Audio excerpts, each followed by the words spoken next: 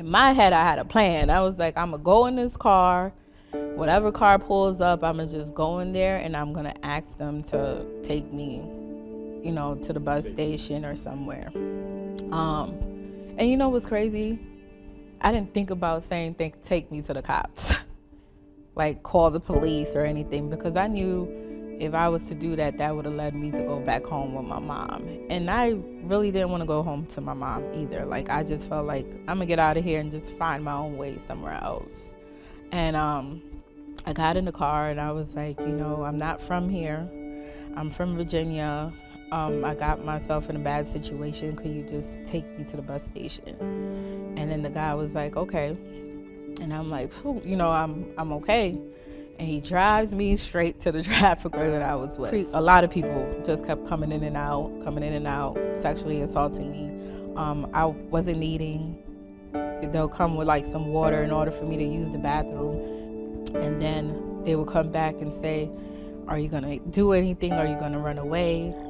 And that's when I was like, no, I'm just gonna do whatever you tell me to do. And that's when they kind of agreed to let me go out and start the process. All of this stuff I went through, this can't be the end, right? I was like, I want to write a book about my life, and I want to, be able to give people hope and to say that it doesn't matter what you went through, like you can still move on and you can still try to make the best of life and things like that, and you can still accomplish stuff. But this can't be the end of the story.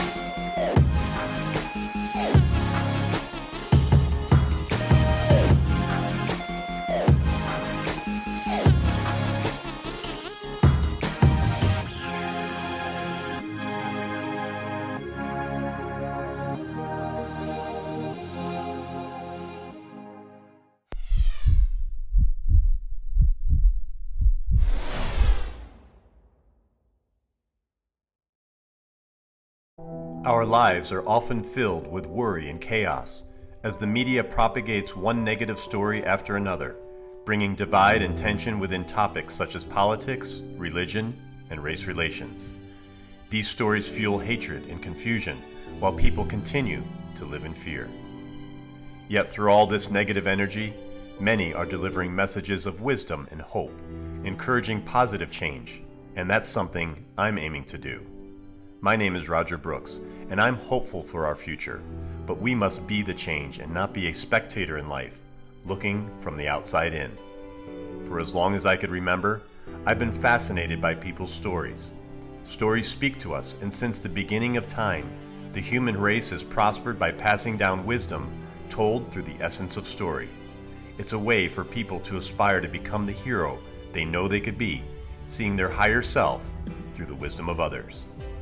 What started out as a hobby has quickly turned into my life mission, and as I deliver a new guest each Sunday, I'll aim to prompt the questions you may be thinking, and through the power of listening, I'll allow the guest to speak and articulate their points of view in order to give you the headspace you need to realize your own hero's journey.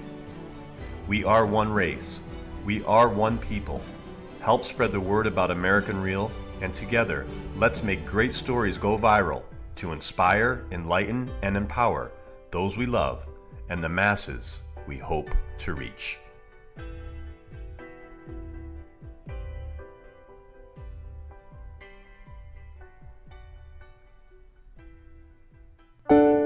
This week on American Real, I bring you a story of a dark, underground reality on a subject not often discussed: human trafficking, which exists right here in our own country. Salka Valerio is our featured guest, and her story begins in an abusive household where at the young age of 13, she attempted to take her own life by way of suicide. A year later, Salka ran away from home before ending up in the hands of human traffickers. Her living nightmare continued for 5 years, taking her from one trafficker to another, who all instilled fear and preyed on her vulnerability, forcing her into prostitution. I could only give praise to Salka, who went through so much, yet had the courage and determination to find a way to escape before starting her life anew. Today, she works in law enforcement, helping those in need and working hard to eliminate human trafficking. So sit back, relax, as I welcome the very strong-willed Salka Valerio.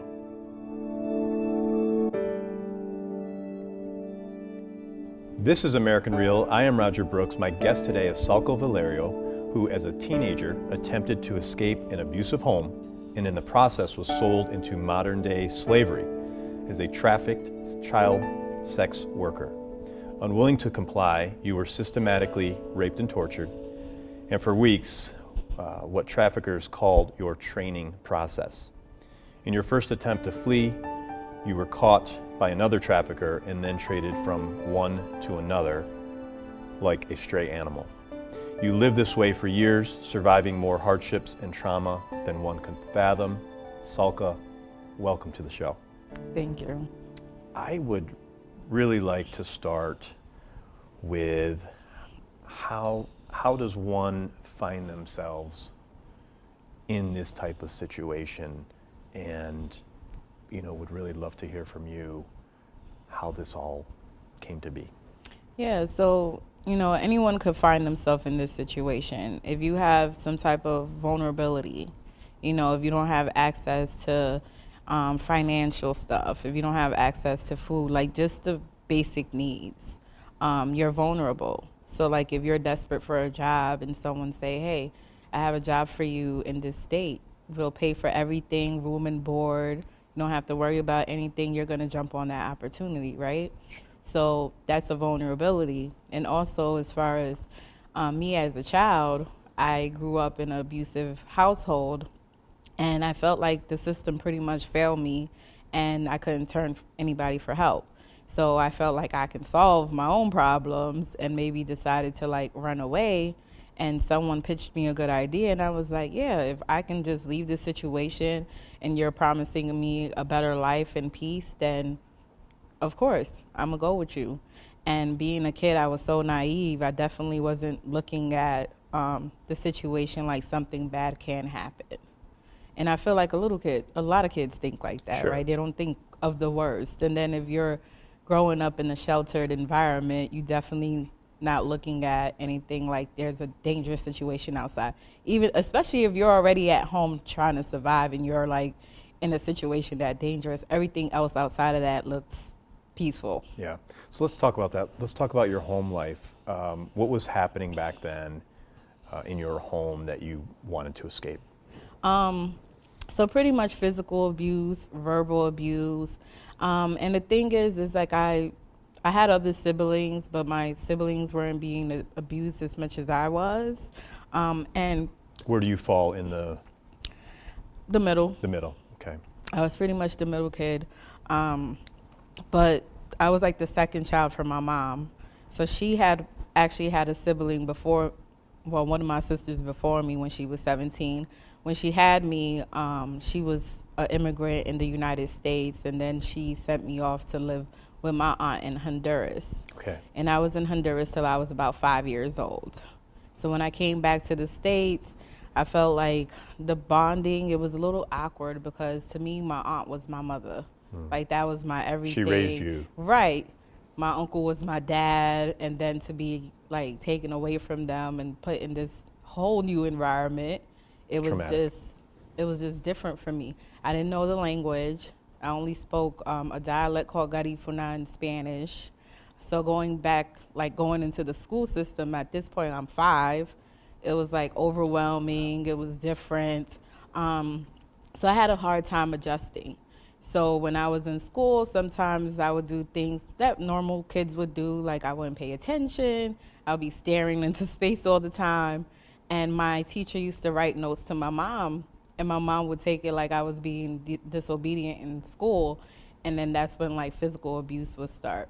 And it wouldn't be like just a spanking. It would be I got hit by a broom or something, and then I go to school with knots on my head. So that was just like, I mean, now that I have a kid, I'm like, how can you even do that to a small child? So after a while, I pretty much got used to it. And this was like the daily. I would go to school with bruises and cuts and everything. By the time I was 9 years old, she met my stepfather, who was in the Navy, and we moved to Norfolk, Virginia. This was another situation where I felt like this is a whole new environment. This is a little traumatic too, because now I'm moving from my family unit that's in New York City, where I have my uncles, my aunts, my cousins.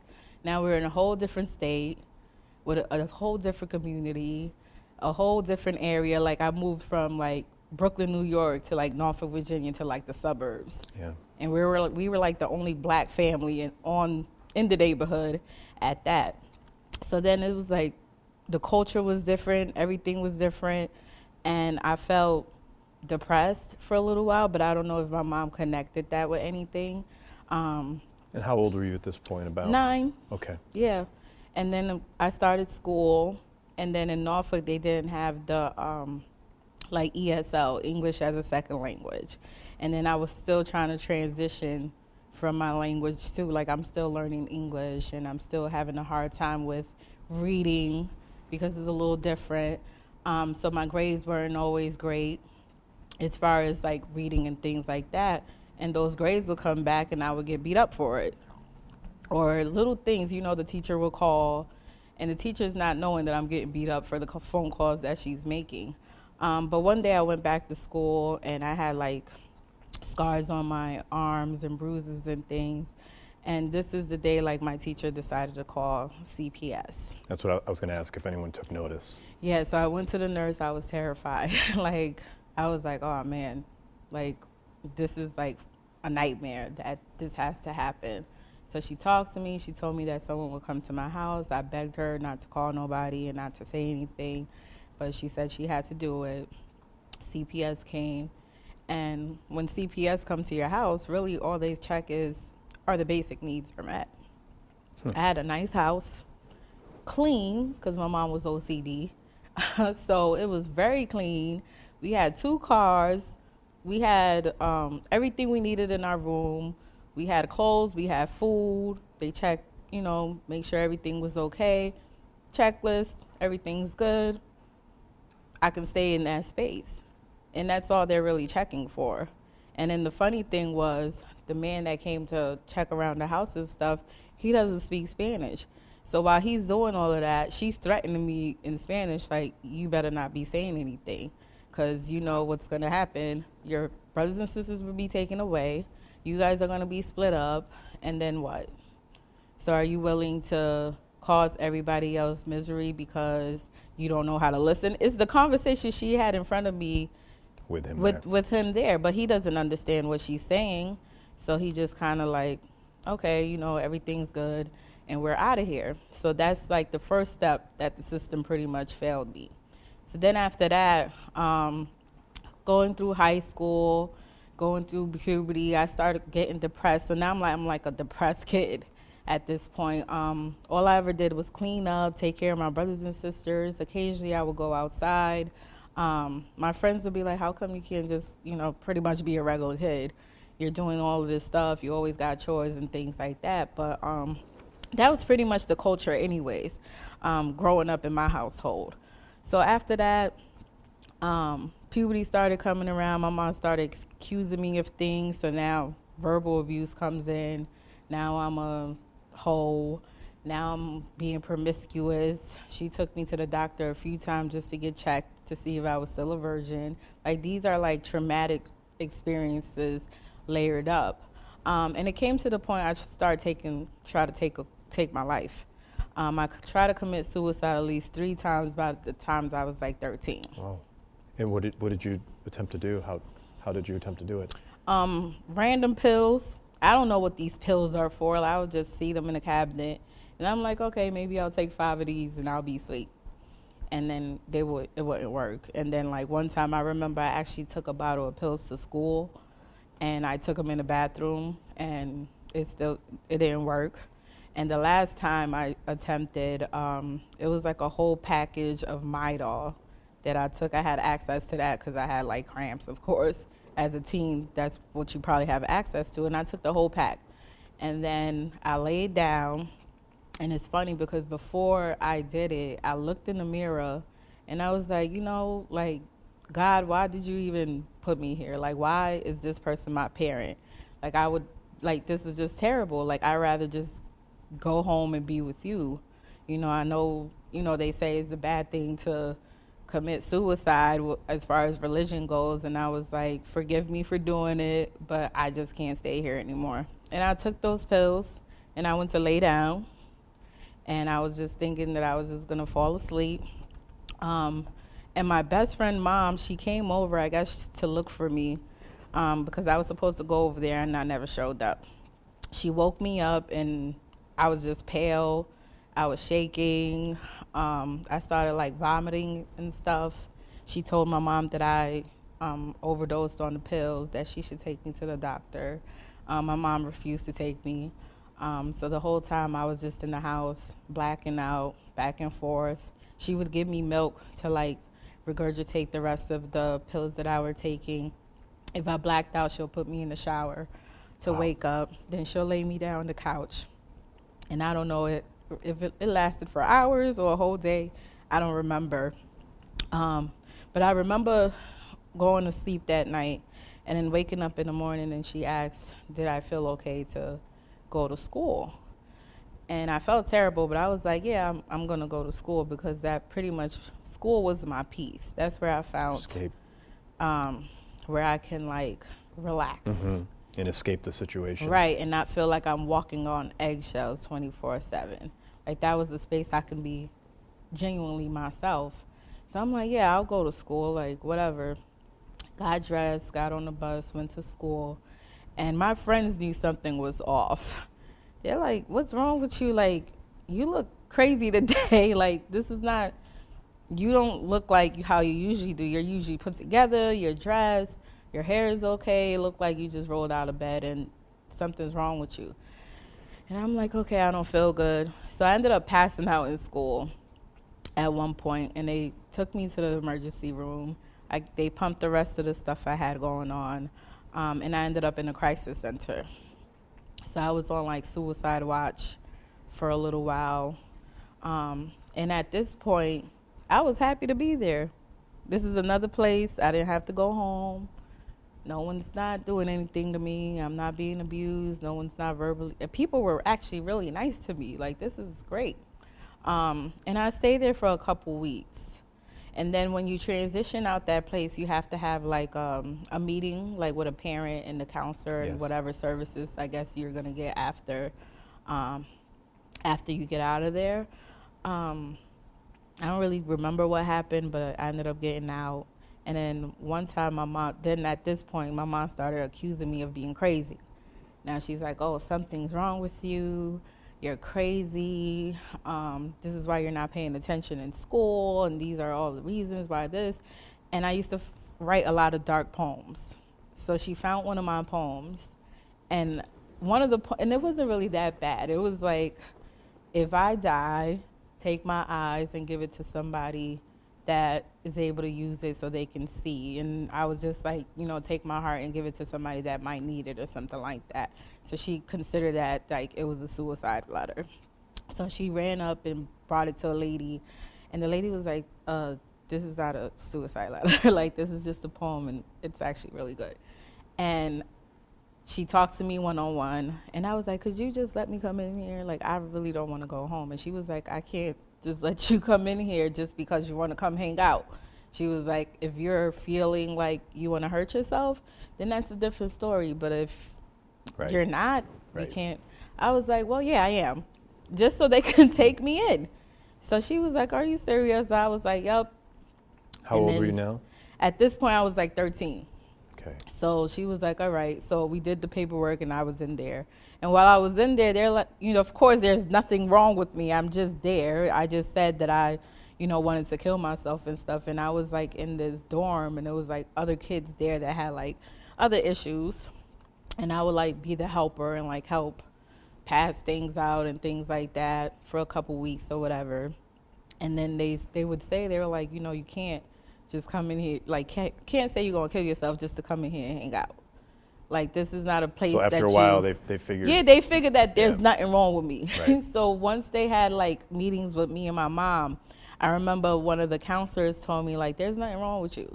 You're a typical you're regular. You're a typical teenager. You do great in school. You don't have no social issues with getting along with anybody. Like there's nothing wrong with you. But I think your mom may need some type of mental health attention. But she pretty much refused and didn't get to the point that she can understand that maybe there is something that may be going on with her. Because when we was in the meeting, they kept asking her, well, what's her favorite thing to do? Like, what's her favorite color? Like, what are activities that maybe you guys could enjoy together? Try to remediate the situation. She had nothing. She didn't know. She didn't know nothing. So she really didn't know you. She didn't know. And that was like the most shocking thing. Like she didn't know anything about me. Nothing. Like she didn't even know like what my favorite color was. She didn't know what I like to eat. And how did that, looking back and thinking back, how did that make you feel as a kid? I mean, how did you feel about that? Sad. Empty. Not loved. And then we didn't really show affection like that either. So it was like, I just felt invisible and I felt like I'm just here to clean up and watch your kids. Like you don't know anything about me. So, so coming out that system or whatever, and I went to counseling a couple times, but I really didn't need counseling. Like there wasn't, I don't know, to me, I felt like I didn't need it. Like it was like, okay, I'm here talking to you, but for what? Like there's really like, I'm just talking. So really, I mean, you weren't the problem. Your Right. mother was the problem, right? Right. So talking to me, there just wasn't no point. They put me on Zoloft, so I had to take like antidepressant medication. And You probably didn't need it. I didn't, and it was like it would make me sleepy or it would make me feel like weird, but I really didn't need that medication. So then I would just stop taking it. And it didn't have no effect on me or anything because I didn't need it. They gave me Ritalin because she said I couldn't focus in class or whatever the case may be. I didn't need that either. So I kind of like just stopped taking the medication anyway because she kind of left it up to me to take it. So I just didn't take it. Then after a while, I stopped going to counseling. I stopped taking the medication because I really didn't need it. So now I'm like ending middle school, going into high school. This is my 9th grade year. Going to high school, still the same thing is going on at home. And I met this boy, and this guy that I met, he was graduating out of high school. Like already out actually, he wasn't even in my high school. He used to just hang around like after school and things like that because he had friends that were like a grade under him and stuff. So he would come around, we would hang out. And then he started liking me, I started liking him, and I started pretty much telling him what was going on in the household and things like that. And I remember one day I attempted to run away, and I ran away to my best friend's house, and she found me there, of course, because she knew where I was going to go. Your mom? Yeah. Mm-hmm. Then after that, I was like, oh, I need to run away. I need to get away from here. This is just ridiculous. And I think what put the icing on the cake was my stepdad said something weird to me, like going in the shower with him or something like that. And then I was like, this is weird, and I'm definitely never going to tell my mom you said that because she ain't going to believe me anyways. So I need to really get out of here because now I feel like that's just, once that happened, I'm probably going to murder everybody in this house. So I need to get out. So I told him about it. And he was like, well, you can leave with me, if anything, you could stay with me. Your mom doesn't know where I live at. I'm sure my mom wouldn't mind you staying there or whatever. And I was like, okay. So I attempted to do that. and I got caught sneaking out the house and got beat up bad for it or whatever. So then they put like alarms in the back, like on the door in the back, like if it opens, they can hear Right. it to see if I'm leaving and stuff. And then one day my mom was just like, you know what? If you want to run away, go ahead. I don't care. Like, you'll make my life easier. Then I don't have to, fight with my husband about you. I don't want to lose my husband because of the issues with you. Like, just leave. I don't want you here anyways. Like, she spit in my face and everything. And I was like, oh, good, great. I'm leaving. And how old are you now? 14. Okay. So I was like, I'm leaving. And I told him about it. And he was like, you know what? Let's go to New York. My uncle and aunt live out there. They'll send us a bus ticket. If you want to talk to them and anything, you can. And I was like, how am I going to go to school? Like, I need to go to school. Like, how life is going to happen if I go all the way to New York. Like, how I need paperwork, right? Like, what's going to happen? He was like, no, you don't need anything. Like, you'll be fine. We'll get you into school. They just have to call the school here and transfer everything. And it sounded like a good plan. So I was like, okay. And she already gave me the green light. So I'm like, so, hey, why not? I'll come with you. So talk to the aunt and uncle. They was like, yeah, we're excited to meet you. You could come here. You could stay for a little while, get you into school and things like that. I was like, all right. So got on the bus. When we went to the bus station that day, he was like, I'm not going to be able to come with you because I have to go to court this day. He said, but I will meet you there tomorrow. So I'm like, okay, whatever. He's like, well, here's the number. Call this number when you get there. Here's some money. When you get to the bus station, they're going to pick you up at Port Authority. They're going to be by Rite Aid across the street. He told me everything what I needed to do. So I was like, all right, fine. Got off the bus, looked for them, called them on a payphone. They told me where they were at, and I went to meet them. I met them, got in the car. Everything was pretty much. And who was it? A couple? Yeah. Was it his aunt and uncle? No. Okay. But Well, you thought it was at right. the time. Okay. In my eyes, this was the aunt and uncle. So I would go in the car. Everything was fine. Go to the house. There were some other girls there too, and there was a guy there. And they were like, oh, how you doing? Are you okay? Are you comfortable? You didn't bring any clothes. We could go shopping tomorrow. Make sure you're okay, and we'll bring your clothes. Buy you clothes and hygiene products and all those things will be taken care of. I'm like, okay, cool. And then one of the girls kept calling the guy daddy. So I'm like, oh, this is strange. I'm like, why are you guys calling him that? That does not look like is your father. Like, it doesn't look like that's your dad. And the only time people call people daddy is if that's their dad, and that doesn't look like the situation. So that was kind of weird to me. And they kept calling him that. And then I'm like, why are you guys calling him that? Like, that's not his name. Like, why are you calling him daddy? That's not your daddy. I look like the same age. And then the girl was like, oh, he's our pimp. So I'm like, what? What's a pimp? I don't even know what that is. So she's like, oh, we have to go to the track. We go to the track and we make money. I'm like, oh, so y'all going on a race track?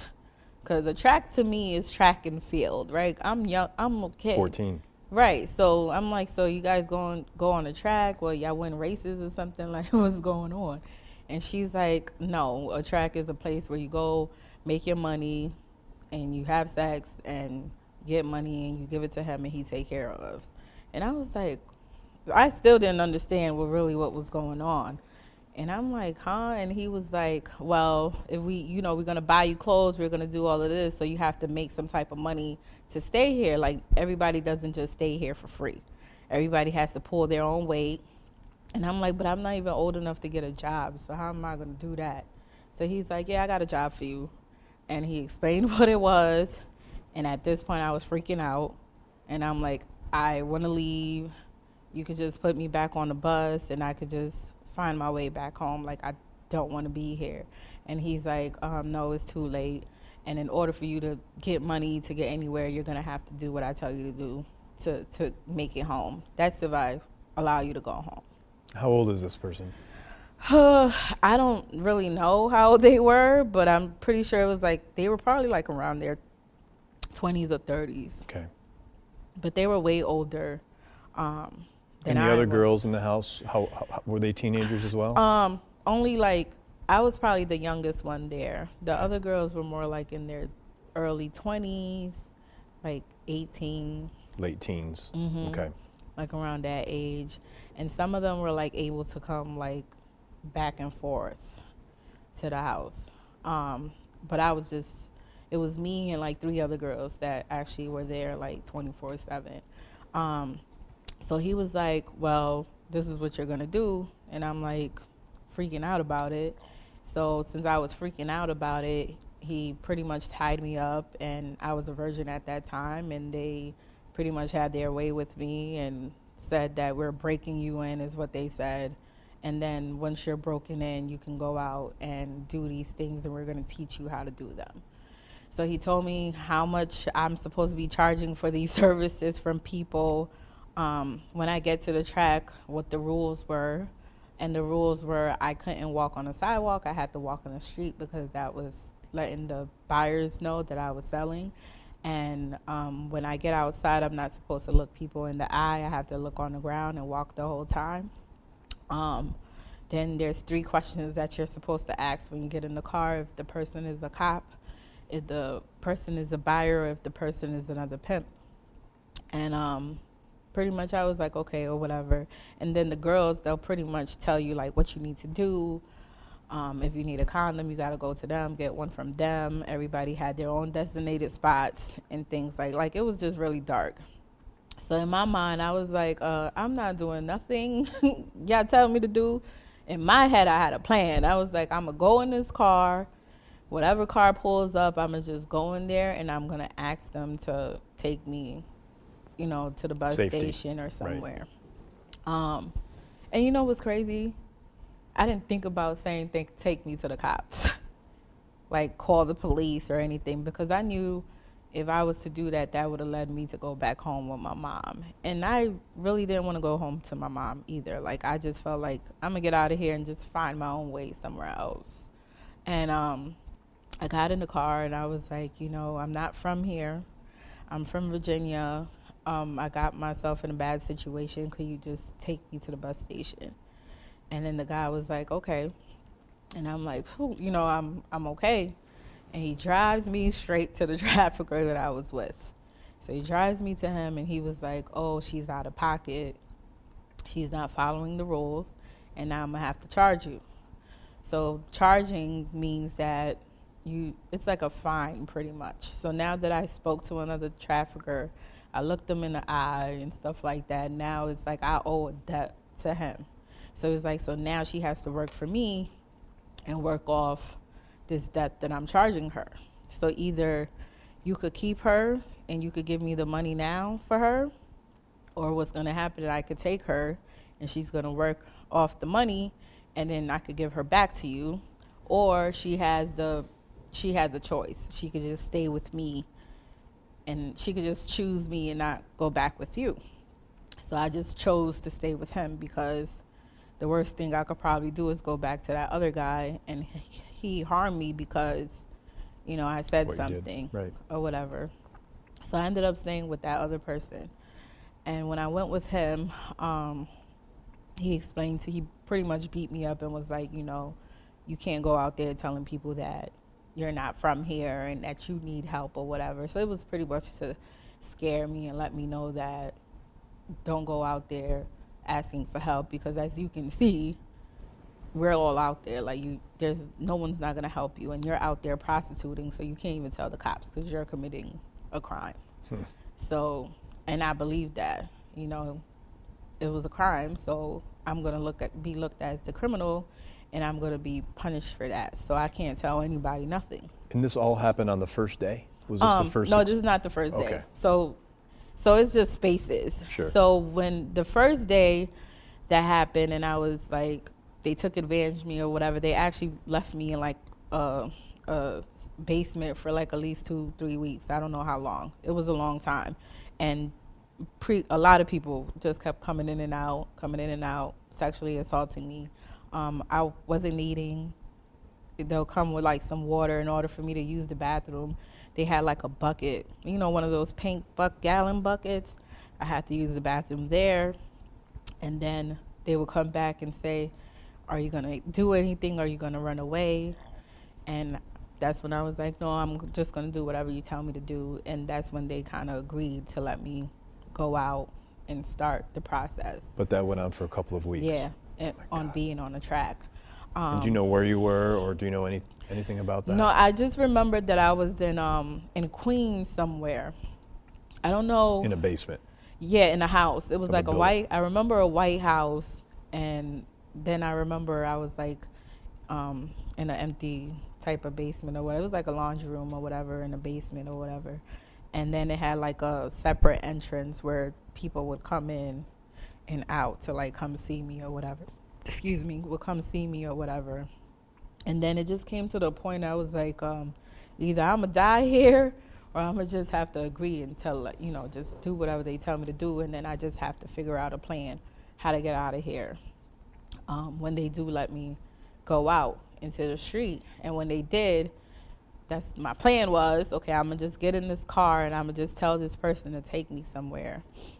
And that it didn't work out. So, and the reason why I chose to be with the other person is because I knew if I went back to the house with these people, they probably, at this point, who knows, they probably would have killed me and just threw my body somewhere. No one would ever know where I went. So I left with the other trafficker. He was a little better than the other ones because he didn't have like his girls like on the street per se working. They were working like in clubs. So we were working in clubs. The environment was a lot better. He was nicer, actually. He wasn't like, even though he hit me in the beginning, but he was actually more nice. Like, he didn't scream a lot. He wasn't really so controlling. He'll give us clothes. And he'll let us go outside, like to the store and stuff, but it wasn't far. We only could go to like a certain store and then come back in the house.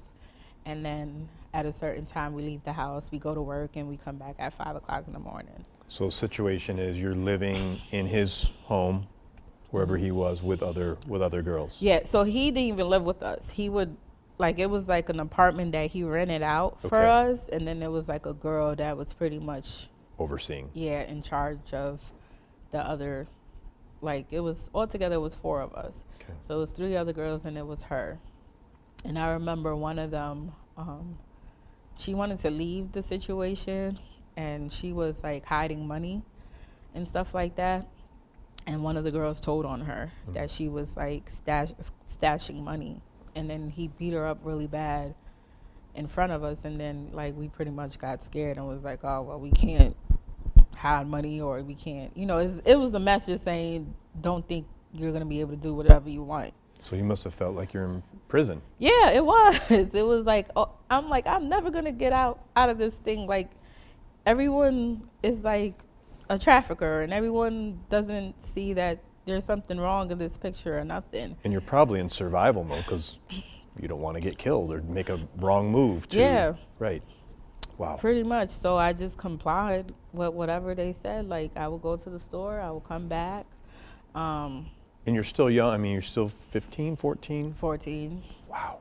Right. So it's like, and you're working in a club at 14. Mm-hmm.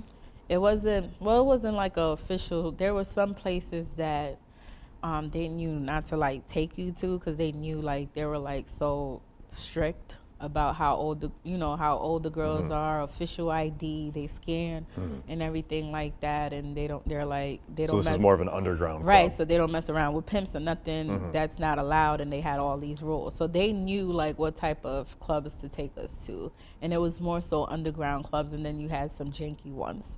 Or we'll be like at parties, like if bachelor's party or like some parties they hire strippers for. Those are the places that we would work. But it was pretty much everything was pretty much underground.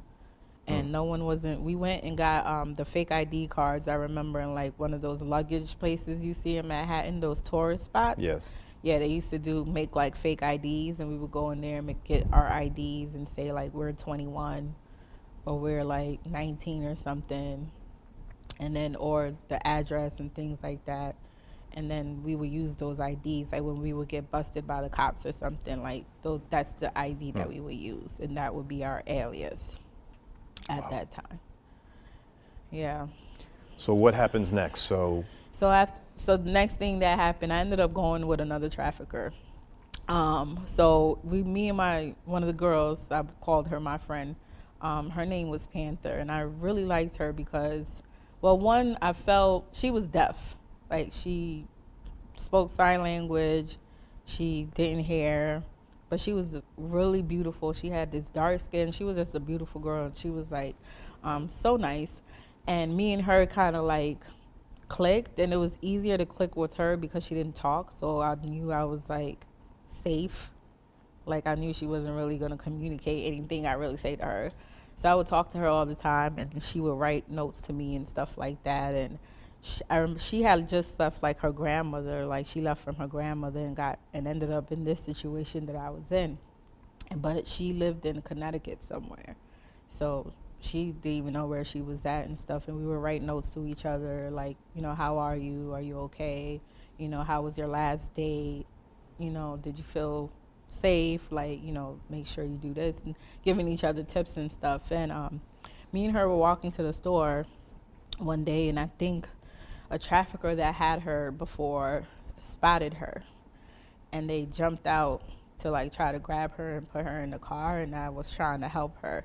So she ended up running away, and they ended up taking me. oh my gosh.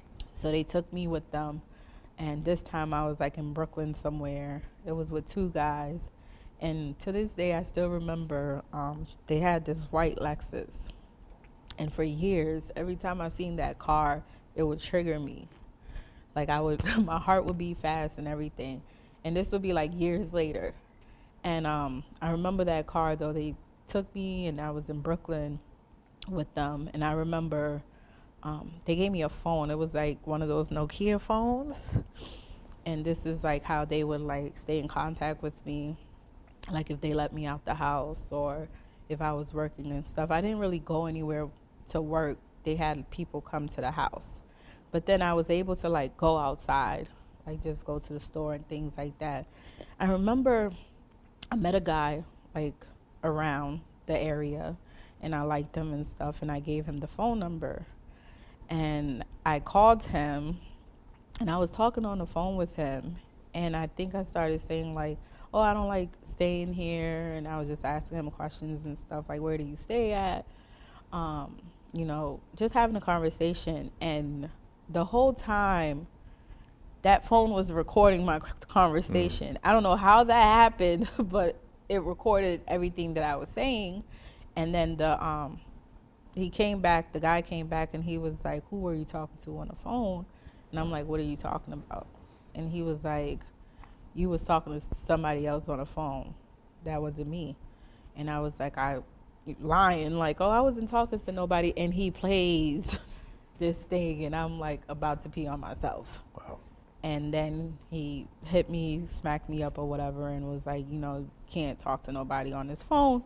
This phone is only for you to communicate with me. If you go out, do whatever you want, that's fine.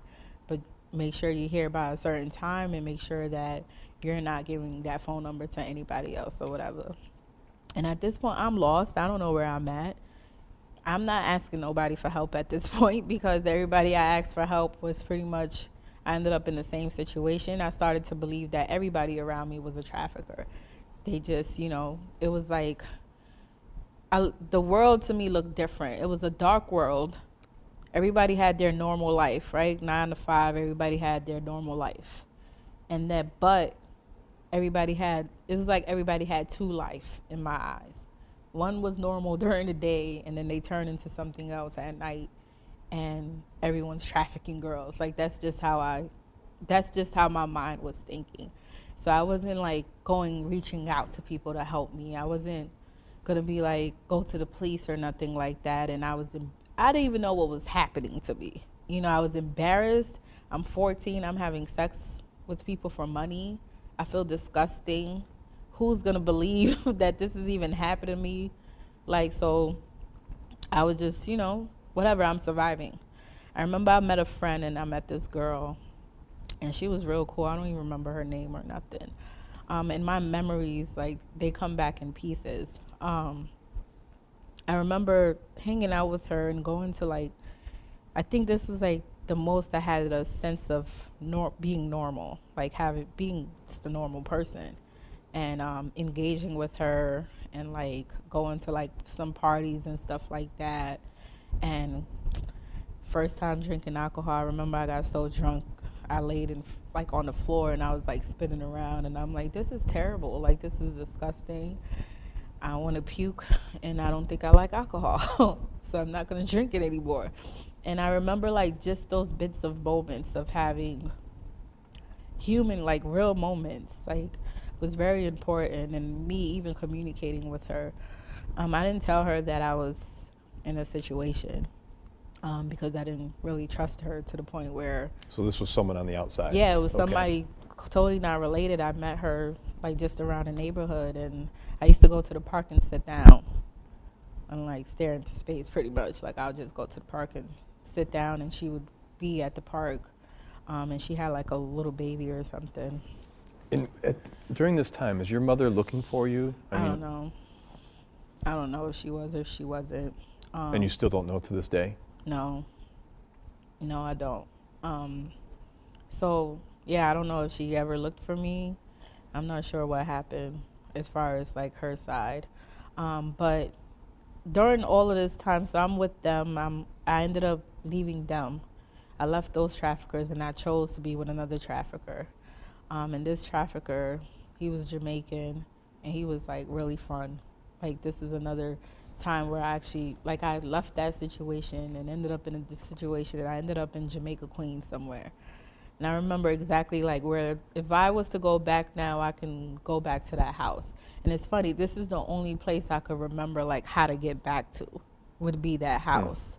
And I think because we had more freedom with him, and at this point deeper into the game, I wasn't really like thinking about escaping or doing anything really. It was like I already accepted that this is gonna be life.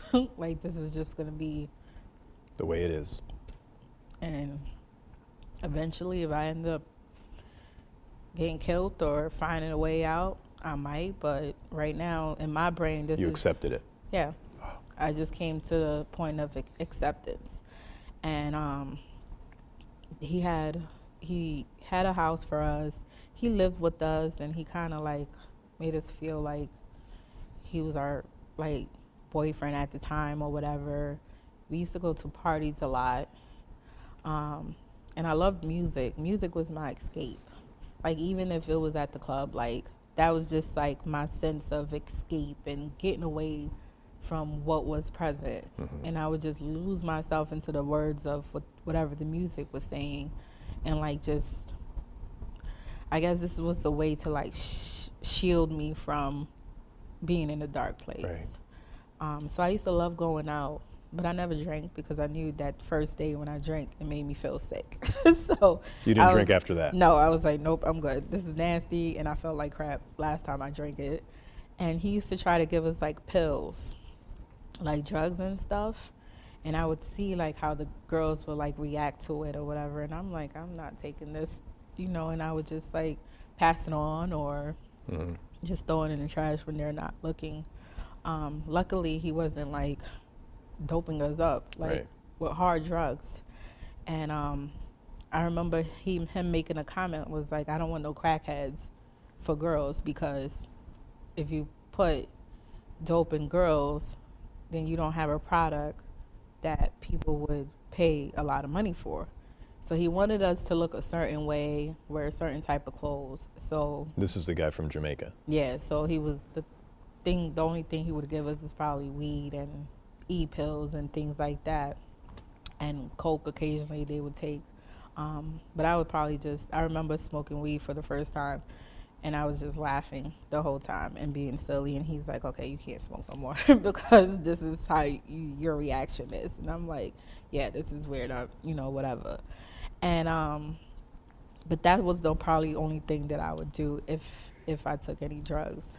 And we would go to the clubs. I remember we used to go to regular parties, like not just to go to the like dancing and stuff. And I used to start liking the like Jamaican music and all of that stuff. And I felt a sense, like I said, I accepted it.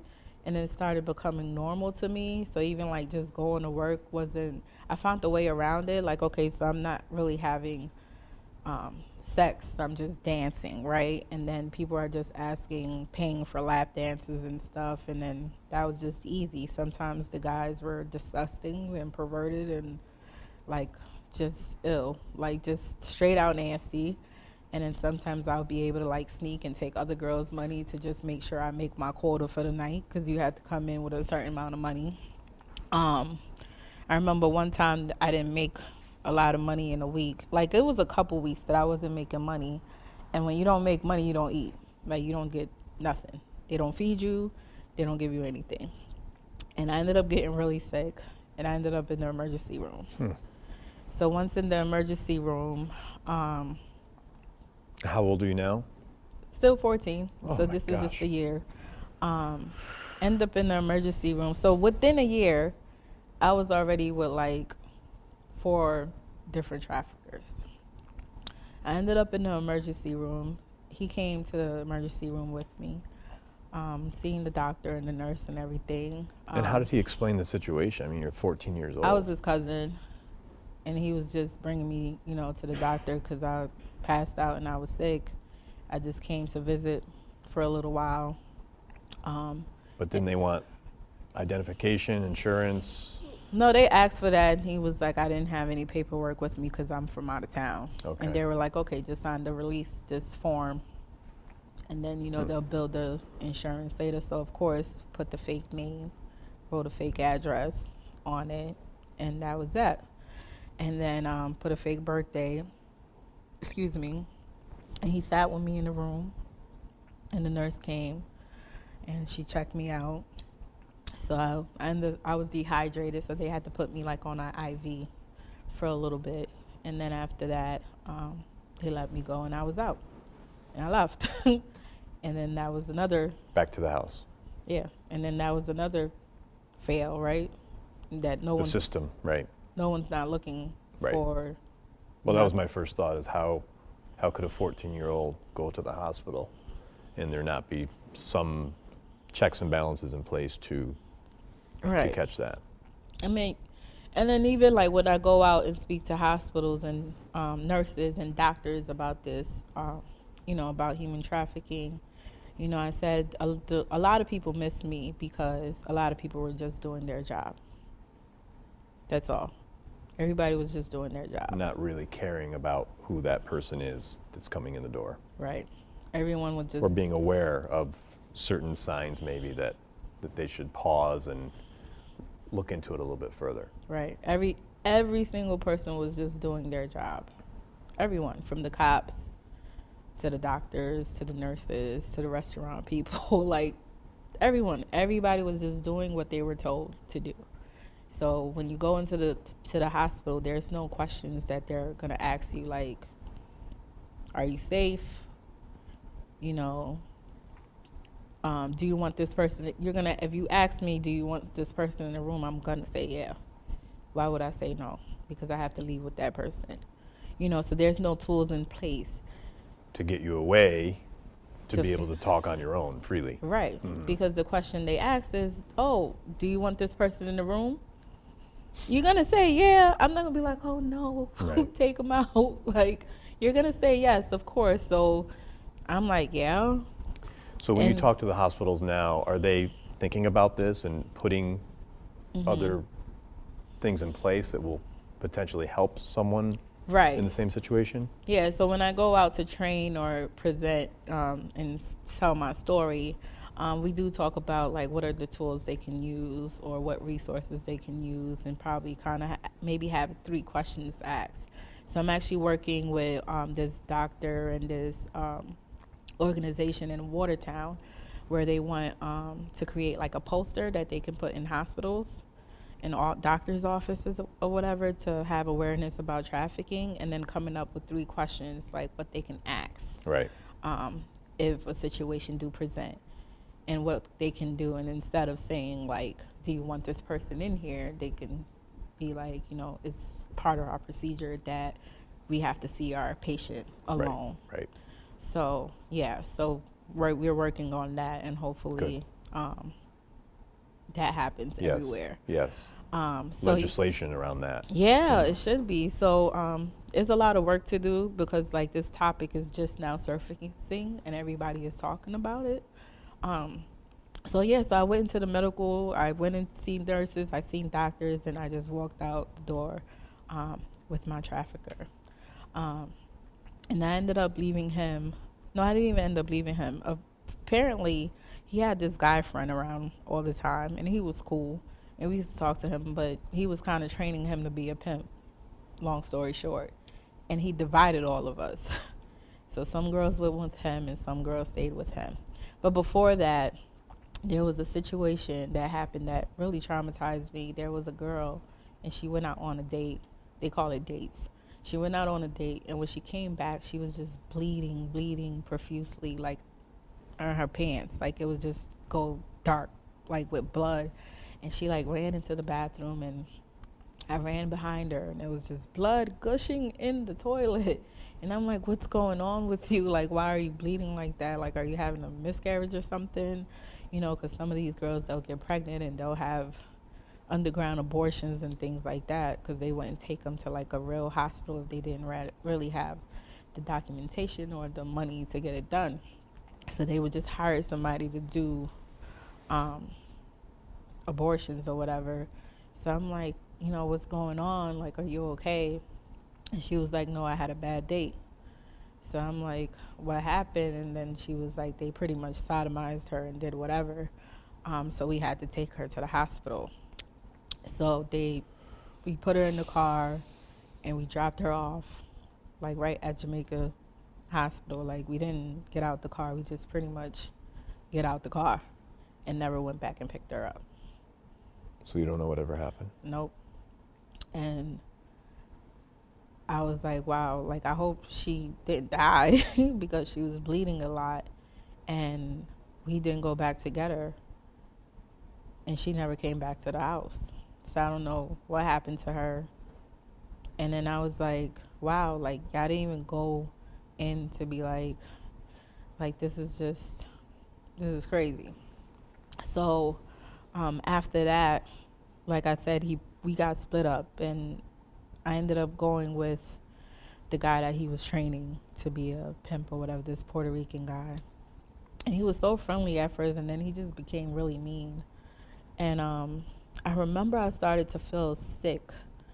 Like smells and things were bothering me. Like people would smoke these little cigarettes called beanies. I used to hate them. I think even now if I smelled it, I'll be triggered. But he used to smoke these nasty cigarettes. I remember smelling it again years later, and I was triggered by it. I'm like, who's smoking that? Could you put it out? Like I was telling them like to put it out because it bothered me, because it brought up some memories that I kind of like forgot about. And I smelled it and it came back. I'm like, you know, put that out. But these little cigarettes used to make me feel like nauseous, like it just used to stink.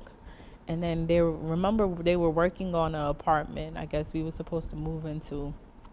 And I used to like the smell of paint. You know how like a new place that's gutted out smell, like that smell used to bother me. You. And I was always sick. And I remember going like, you know, I'm like, I need to go to the doctor. And they're like, no, you don't need to go to the doctor. Like, you good. You probably just got a flu or something like that. And I was like, okay, whatever. And I used to have to go to work. And then at this point, I'm just over it. Like, I don't care about making money. I'm probably steal it from somebody and just say I made it. I really don't want to be here at this point. Like, I really got to figure out a way to get out of here, because this can't be life. Like I couldn't escape like staying with my mom and going through all of that stuff to be in this situation. Like I have to figure out whether I'm gonna die doing it. It doesn't matter. At this point, I'm on a suicide mission. Like if they kill me because I'm leaving, then this just gonna have to be it. You were determined to get out. At least I'm gonna fight to get out the situation. And I was just like, okay, whatever. I'll figure out a way. I don't know what I'm going to do, but something's going to happen. And I would be at the club. I would be dancing. I would do whatever normally I would do, and there was this guy always watching me and stuff. And I'm like, and he's like, why are you always so miserable? You're a stripper. Like, strippers are supposed to be smiling and having a good time. I'm like, this is not a job that I want to do. Like, you guys are disgusting. I don't even know why y'all here every night doing what you do. And he's like, well, you chose to be here, so why you have an attitude about it? I'm like, no, I didn't. I was like, this is not something I chose to do. I don't want to be here. He was like, really? And he's like, well, why are you here then? And I'm like, oh, I don't want to talk about it or whatever. And then we would have conversation every now and then, every time he came. And he was like, do you have a pimp? And I was like, yeah. So he was like, well, if you want to get out the situation, I'll help you get out. So I'm like, well, how are you going to help me get out? I was like, are you a pimp? And he was like, nah, I'm not a pimp. Like, I just, chill here or whatever, and I be seeing some of them or whatever, but I'm not with that. So I'm like, all right, whatever. So he was like, I'll help you get out. So I'm like, okay, how you going to do that? Because you can't just take me out the front door and everything's going to be okay. So he was like, nah, next time I come, I'll bring some clothes or whatever, and we could just sneak out the back. So I'm like, okay. So next time he came, we bought clothes, and I put them on, and we pretty much snuck out the back. One of the girls seen us, alerted the pimp that I was with, and he chased us for a little bit, but we ended up escaping and, like, leaving. And we ended up having to take the train to his house. This guy was young. He was, like, about 19. At this point, I'm, like, 15. So I ended up with him, and being with him was weird. It was different because I was used to a routine, and then he was young, so he was living with his mom. Mm-hmm. So I wasn't allowed to stay there like while his mom was home. So I would have to spend a lot of time outside until his mom went to work, and when she went to work, I would come in. Then he would give me something to eat. I would be able to take a shower and stuff like that. He didn't really have money, so we would go to, like, the store to steal clothes for me to wear and stuff like that. It was weird. I would sleep on a bench at the park when I was tired because I didn't get sleep for days because maybe I couldn't go in his house at that time. And you would think, like, why didn't you go and ask somebody to help you or anything, right? Like, why you was just... Why, you didn't think about it, or you didn't? No, I didn't. I did not think about asking nobody to... Like I said, the world to me, everybody was a trafficker. I couldn't trust nobody. So I'm not, like, I didn't even know who to go to and ask for help, or I don't even know how to even communicate that with anybody. Like, how I was going to communicate, I'm 14, I ran away from home, all of these horrible things happened to me, and I'm here. And you didn't want to go back home. Right. And I definitely didn't want to go back to my mom's house, so I was like, I'm going to figure it out by myself. So then he had a girlfriend. So this guy had a girlfriend, and apparently, like, I guess she started catching on to, like, she started becoming this nagging girlfriend, like, oh, why are you not spending time with me? Where you at? Who's this girl? And then he's like, oh, that's my friend, like, don't worry about it. And she was like, what do you mean don't worry about it? He was like, that's not my girlfriend, that's just my friend or whatever. And then he was like, she said something, and he was like, oh, he found me and he helped me get away from a pimp. And she was like, oh, you were supposed to be making money off of her, like, why are you not doing that? So I'm like, wait, so that was the plan? Like, so you were supposed to get me to a space where I probably would have started selling myself for you. And but him not really helping you. Right, but he was, like, in the process, I feel like, probably of grooming me. But he didn't know what to do with me anyway. You got a whole human. You live with your mom. You can't really have me staying. You didn't have the resources to do whatever you wanted to do. And how long did this go on for? Not that long, for like a couple weeks or whatever. And then I started to remember, like, his mom's schedule. So I was like, I'm going to just get back in the house when she come home so she can catch me while he's at school or wherever he was at. And I snuck back in the house, and she seen me in the house, and she's like, what are you doing here? I'm like, oh, I'm waiting for your son to come home. And she's like, he's not here. How did you even get in the house? So I told her, and I was like, well, I'm not from here, and I ran away from home. And she was like, okay, where do you live? And I told her in Virginia. So she was like, well, we'll just wait for him. She was like, are you hungry? You're okay. She fed me. He came home, and she was like, I met your friend, but she can't stay here. So she took me to the Covenant House in New York City, in Manhattan. I went to the Covenant House. At this point, I'm 15. I went to the Covenant House. Once in the Covenant House, that was like a safe space. Is this a shelter? Mm-hmm. Okay. It's a shelter for runaway and homeless youth. Okay. So I went there. 15, I'm still a minor. So when I got there, I was like, oh, great. Now I'm in a place, maybe they can help me and I can like figure out life. But when I got there, I felt like it just got worse. So I went to the Covenant House. I had clothes. I felt normal. I got treated good and everything. But I was a minor, so I had to go to court. So they were like, okay, well, you're a minor, so we have to figure out where your parents are or where you're going to be placed. So if you ran away from home and you're a minor and you're homeless, so CPS at this point has to be involved because mandated reporting, right? So then the next step would be, is this kid going to go into the foster care system? Or are they going to go into a group home? Like, that's the placement. Okay. So it's not, you're not going to your own apartment, right, as a minor. So is placing them in the system at this point. So going to court and figuring out where I'm gonna be placed. And it's funny because there was other kids there too. Like, it's just crazy. Like, why are there other kids here, like, that are minors that are going through these situations? And we all got I got in the van with one of the workers, and I get to the court.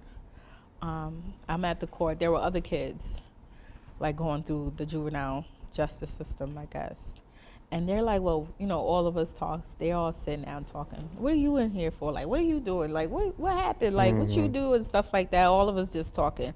And you could tell who's been in the system for a while and, like, who's a pro at it. It's funny because they're like, oh, you're going to go to Spofford. Oh, you're going to go to this one. They know exactly the process. Right. They was like, oh, this one's not bad. You be all right. You do your couple weeks, 2 months or whatever, and you be out.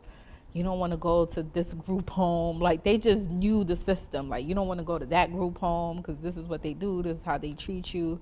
And then they're like, what are you here for? So I'm like, I don't know. I was at the Covenant House and I had left home.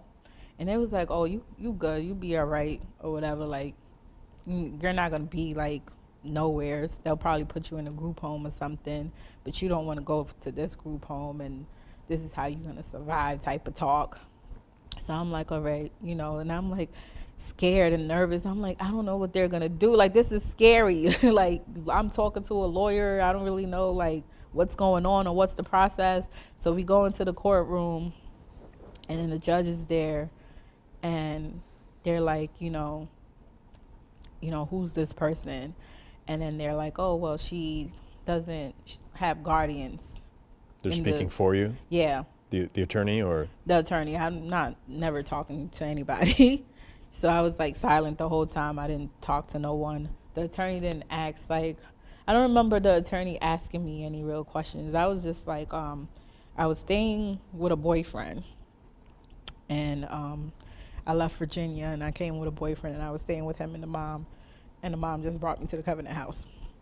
That was the story. And she was like, well, okay. So we go in front of the judge and she was like, she doesn't have guardianship in New York State. And the judge was like, well, if she doesn't have guardianship here, there's nothing we can really do. We have to contact her parents and then you got to figure out how to get her back to the state of Virginia. So the lawyer was like, okay, well, how are we going to, where are we going to place her for the meantime? Mm-hmm. So they placed me in lockup. So I got locked up. So I got locked up in Spofford for about maybe 6 months. They locked me up and I ended up in a juvenile detention home. I remember going in and just like, oh, wow, like I'm in jail. Like. But did they do this for your safety? So you weren't? Yeah, I think it was. I mean, I'm a kid. Mm-hmm. I don't know. To me, I'm like, I just came from a bubbly place. There's colors and stuff on the wall, and now I'm in jail. So I was confused to why I was locked up. And I think they did it because they didn't want me to flee. So since I was already labeled as a runaway, that was the safest place they felt like I was going to be, because then I don't have any opportunity to run from anywhere else if I decided to do that. So locking me up was like the best option. So I went into lockup, and this is just different. But to adjust into being locked up was easy, because I felt like it wasn't a bad space for me, because one, I'm not around pimps and stuff like that. I'm not walking on eggshells and all of that. I felt safe. I was followed routine easy. The other girls, they gave me a hard time if they wanted to, but I done seen stuff in the street, so they didn't scare me. Like it was a daycare center to me. And then I found out I was pregnant, because I was getting sick all the time. I would be throwing up all over the place. Took me to the nurse, and I was pregnant. And how old are you, 15? I don't know who the dad is. I've been assaulted plenty of times. I don't even have a timeline of anything. There was no timeline for me. I don't know what day it is. So life is just life. I didn't even talk about the day the World Trade Center happened, because I was like in New York at that time when the World Trade Center happened. And I remember looking out the window and not caring about it at all. People were like all panicky. People was caring, crying. I had no... You were just numb at that point? Yeah, nothing. I'm like, why the hell was I not in that building at that point? Like, why I wasn't there for, these people died and stuff like that. I feel like I should have been there too, for that to happen too. Like, I missed the opportunity. And I was so numb. I didn't think nothing of it. No feeling at all. Because of everything you were going through at the time. Sure. It was like TV. Like, it wasn't nothing that I like connected to at all. And I was like, oh wow, like, okay, so because the stuff is going on around everybody, and no one's not even paying attention to that. So you find out you're pregnant. Yeah, so I found out that I'm pregnant. I stayed in lockup for about 6 months. It took a while, I guess, because they had to figure out how to transfer, take me back to Virginia. And it was funny, because I remember like all the little things you had to do while you was in juvie. Like, for you to take a shower, they only gave you 2 minutes, and they cut this bar of soap and give you a little piece to everybody. And you only got 2 minutes. And you go in the shower, and if you didn't rinse off in 2 minutes, oh well. They turn the shower off. And if you're soapy, it is what it is. You go to the sink to brush your teeth. You could take the rest of the soap off of you there. You wash your underwears with your hand. You hang it up. That's going to be your pair for the next day. You get a new thing, and then you go back into your cell. Some of the girls, they take their mattress off the bed and they lay it on the ground, because it's more comfortable than the hard thing they had. And I remember I had a girl, her cell was like across mine, and I would talk to her. And she was really nice. Like, she was really cool. And she was like this white girl. And I'm like, what the hell are you doing here in Spofford? Like, locked up in the Bronx. And you do not look like you even belong around here. Like, where are you from? And I guess she was from Long Island somewhere. And I'm like, what the hell did you do? Like, that was bad for you. You don't even look like you're bad. Like, that you ended up locked up here. And she's like, oh, I remember she was saying that she was at a party, and she kind of like, the officer, like, was trying to lock up her friend or something, and she grabbed like the officer's arm. Oh boy. Yeah, so that ended up like an assault on an officer or whatever, and she ended up there. Wow. And then she had to go to boot camp somewhere, because she got in trouble while she was locked up, and she ended up having to go to boot camp somewhere. And I remember like just hearing other people's stories, and just me adapting, like, to being locked up too. I learned how to play pool and stuff there. The food was gross, but it was all right. It was a warm place. I wasn't like this. But you're pregnant at the time. Yeah, I Okay. wasn't alert. Were they taking care of you? They gave me pills, you know, prenatal pills and stuff like that. They had snacks. I mean, I didn't care about even being pregnant. Like, I didn't have any connection to it. Like, I wasn't, like, thinking about it at all. It was, like, turned off because I don't even know who the dad is, and I definitely don't want to have a baby. So whenever this baby come out, maybe I could just give it up for adoption or something, is my thinking. Your plan. So it came to the time where I was going home, and they took me to the airport.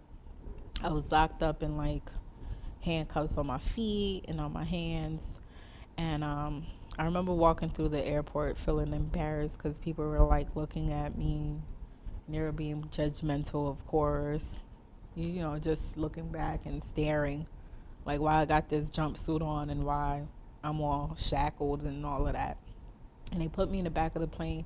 You have a marshal with you to like watch over you and stuff like that. And there were other people on the plane, you know, people that were just catching flight to wherever they were going. And I remember a man, he was sitting next to me, and he just kept looking at me for a little while. And he was like, boy, what did you do? Like, what kind of trouble you got into to be on a plane shackled up and stuff? And I was like, oh, I killed a couple people in New York. And now I got to go get transferred and, you know, figure out what they're going to do to me in Virginia because I killed people there, too. He was like, what? And then he was just annoying. So I was like, oh, I'm going to just make up this story because it's just entertaining anyways. So he started talking to me, though, and he was like, you know, whatever you did, he was like, I just want to let you know, you got to make sure you're not getting in trouble by the time you're, like, past 16. Because that stuff stick on your record, and then you know, you're going to just find yourself lost at life because you can't get certain things off your record. So if any advice, get it together by the time you're a certain age. And I'm like rolling my eyes, like whatever. But that stuck with me though. So I get back to Virginia. I go into like a foster home for a couple days, I guess, for the court process. And I get released back into with my mom. We sit at a table. The social worker tells her that I'm pregnant. She begins to cry. I don't know why, but she cries. And get home. She's like, well, what happened to you? I was like, oh, I just ran away with my boyfriend or whatever. And that's where I was at. I had never in my... You didn't tell her? Hell no. I was going to tell her that so she could have more ammo to shoot at me later anyways. And so I just told her I ran away with a guy and I was staying with him, and then I ended up pregnant. That was that. So went home, back to a normal routine, but I wasn't normal anymore. I wasn't the same kid, you know. I wasn't operating as a regular teen. Mentally especially. Right. I would wake up like crying. I would wake up out peed on the bed or something because I would have night terrors about certain situations. And then my mom would still like abuse me.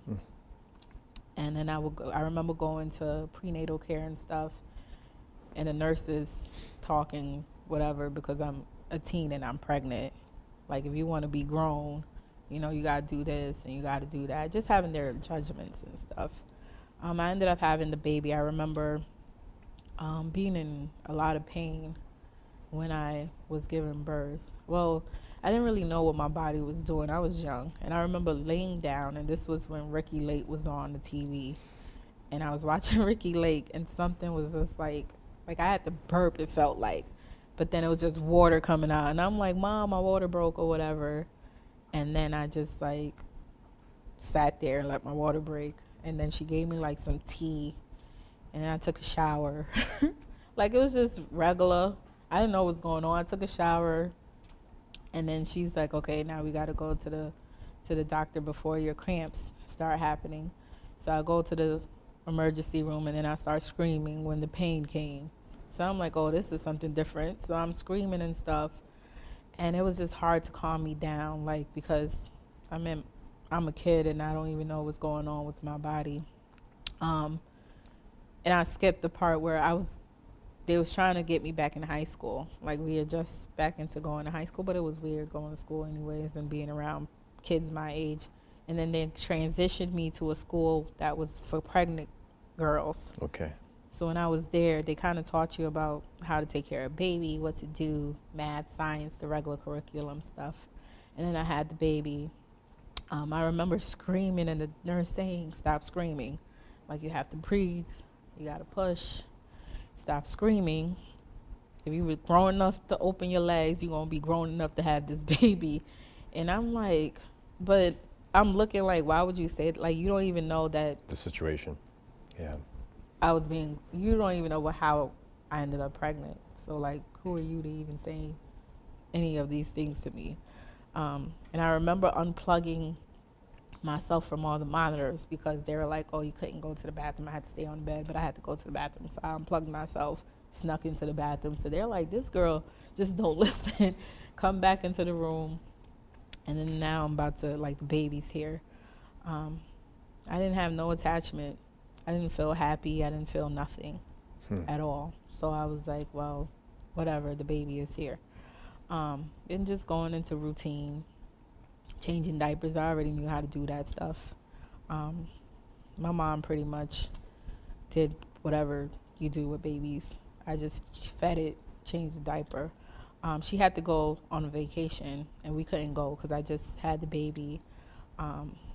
And she already booked this vacation. So I went to New York City to stay with my aunt for a couple weeks while she was down there. Throughout this couple weeks, she was like threatening me over the phone, saying why I'm not with the baby, and the baby would be crying in the background. My aunt would say, oh, she went to the store. And then I was like, I really don't want to go back to Virginia with this lady. Like, I really don't. Like, it's not going to be a good environment. I feel like my back is against the wall, and I feel like I'm going to do something terrible. So we need to figure out a way where I'm not going to go back home. And then I asked if I could stay there, with my cousin and my aunt was like, no, because they didn't want any issues with my mom. Your mom. And even before that, when they were trying to, like, intervene with the abuse and stuff I would go through, like, my mom would threaten them with being deported and things like that. So they was really pretty much like, we don't want to deal with your mom. She crazy. And so therefore they didn't want to deal with your situation. Help me, pretty much. So my cousin just came up with a bright idea. It was like, oh, I seen your brother on your dad's side. Maybe we can figure out where your dad is at and you can go stay with your dad. So I'm like, yeah, like, maybe we could do that. So we got in touch with my brother. My brother got in touch with my dad. Then my dad got in touch with me. And I was telling him that I didn't want to go home. And, I had my son with me and stuff. Could we come and live with you or whatever the case may be? And he was like, okay. So he lived in the Bronx. And I went to go live with my dad. At this point, I'm like 16 or whatever. I leave the house and I go live with my dad. This time, my mom had the marshals come out to New York to look for me at my aunt's house. So they was trying to, like, trying to pretty much lock my cousin up, like, where is she at? And my cousin was like, oh, she's with her dad. Right, she's safe. Right. And they're like, oh, all right. And then they went back and told my mom, was like, she's with her dad. And she's like, okay, well, I want her back. And they're like, nah, she's 16. You don't have any, custody in place. So if she's with her dad, there's nothing really what we can do or whatever. So I stayed with my dad. He went to court, seized the child support I guess she was getting from me and all of that. I tried to go to high school in the Bronx. I went to Taft High School. It was terrible. I didn't learn anything there, but how to put a razor in my mouth maybe to protect myself. Like, it was just terrible. Had a baby. I would take him to school. School was just not a priority. Like, school was just, like, the last thing on my mind. I didn't want to be in school at all. I wasn't learning in that environment. It didn't interest me at all. The kids didn't interest me at all. It was just weird. I didn't really even know what I wanted to do with my life anyways. So I started running the street. I would cut school. I would leave Isaiah in the daycare. And then I would go and run the street. And then before school is out, I'll come back in school, do my last period, and then go pick them up from daycare and go home. And I would just continue doing that. And then I got caught. And I'm like, all right, I can't. I'm just not go. That's just what's going to happen. And then I met a friend, and my dad would go to work, and we'll go back in the house when he go to work, and he'll think that I'm in school. But I'll be out all night with different friends, with different people. And then I remember he started saying, oh, if you want to be out all night, here's your backpack, go to school. And I would go to school for a little bit and then come back home and just cut school all the time. I definitely gave him a hard time. I remember he gave me a cell phone. I ran the bill to like $1,000. I don't know who I was talking to or texting. And I would just do rebellious things. I'd just hang out in the street all day. And who was watching the baby? I would leave him by himself sometimes, or my dad would watch him. But I definitely did not I'm like, oh, I'm going to the store, and I would go to the store, leave him upstairs. And then if I was going out for the whole night, my dad would be in the house anyways, watching the baby most of the time and things like that. So I definitely, parenting was not even an option for me. Like, I didn't do a good job at that. And I don't even know who I was at that point in time. I was just going with the motions. My dad ended up getting deported and getting sent back to Honduras. And it was just me and the baby. And then for a while, it's like, okay, so now what am I going to do to survive? So I was just stealing, doing, a couple things. I had some boyfriends that would help out and things like that. And then the blackout happened. And then we didn't have any food because everything went bad. I didn't have money for diapers and stuff, so CPS got involved, and they took the baby. But they didn't take me because I was aging out the system already. So they took the baby and put him in the system. Me and my friend, she was staying with us at the time. We were homeless because the marshals came, and they locked up the door and everything.